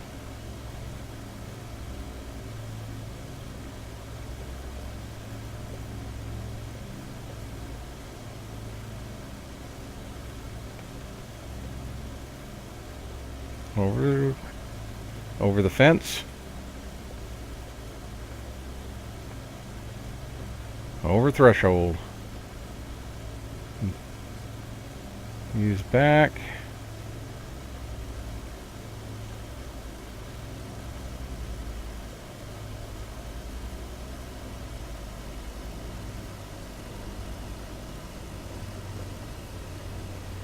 And we're down.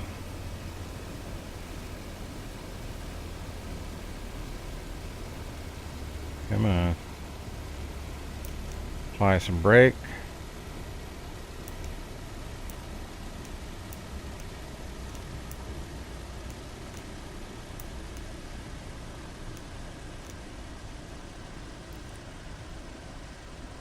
All right. Down safe. After landing checklist.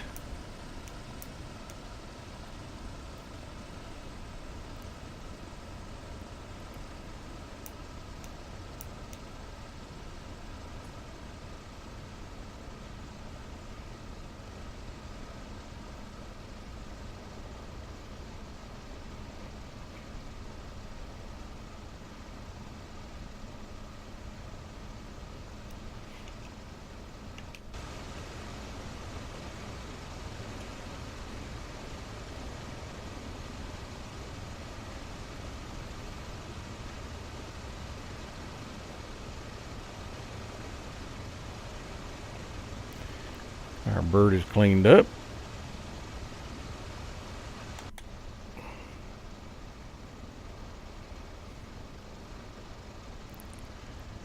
And we're gonna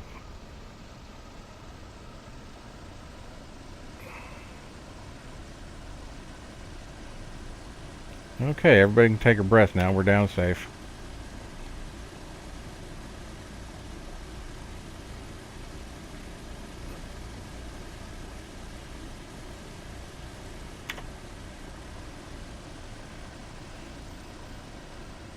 Yeah, the one engine out thing, it happens periodically.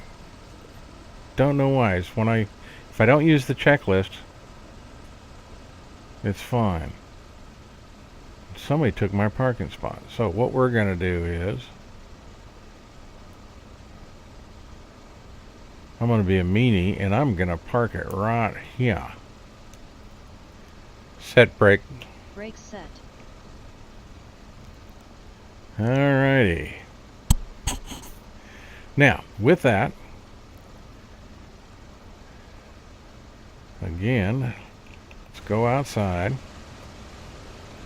Don't know why that engine stopped. Everything was fine. But we're going to go back here, toggle a replay.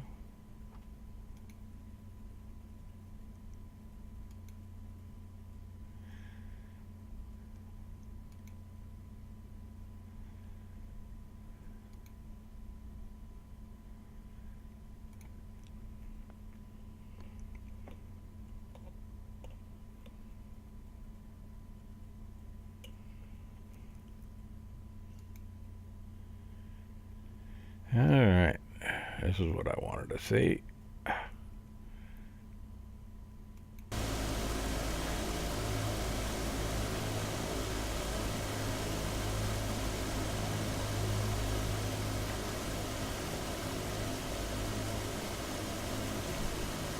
Yeah, I like to look at the landings that I make where I haven't broken anything.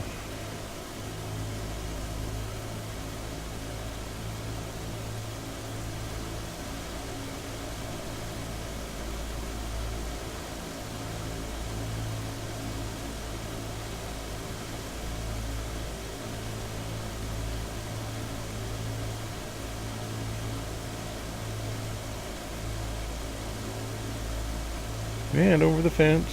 Whoa, that was an interesting glitch.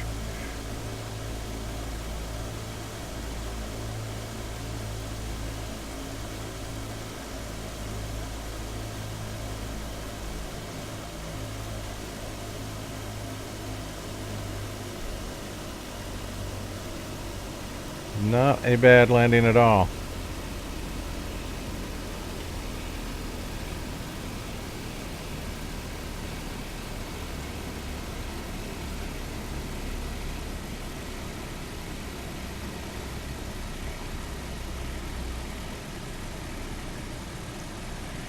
Yeah, the engine quit after landing. And I know when the engine quit. It quit when I hit the AFE for after landing checklist.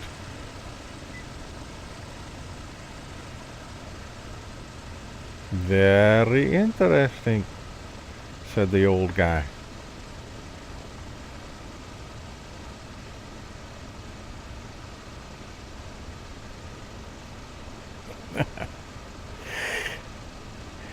Yeah.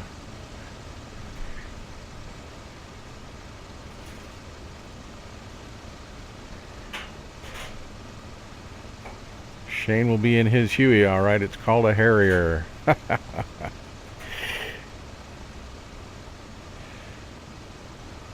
right. So, back to real world.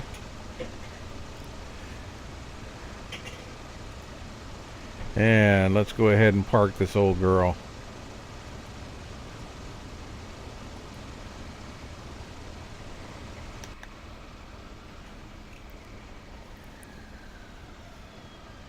Shut everything down.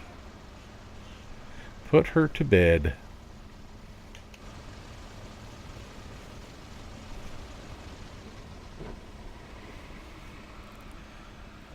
So, welcome to Phoenix, Arizona, and thanks so much for coming for the stream. I got to tell you, it was great fun for me. This is the PMDG DC-6 in X-Plane 11.20 VR1. Unfortunately, she's not VR friendly, so we couldn't actually make a virtual reality flight in the Oculus, but even so, we got her to work well enough that it was just great fun flying. So thanks so much for everybody that came and watched the stream. We'll be seeing a few of you probably later in DCS this afternoon, this evening. And until next time, what can I tell you? This is Bugeater 64. Y'all have a great weekend, and we'll see you next time.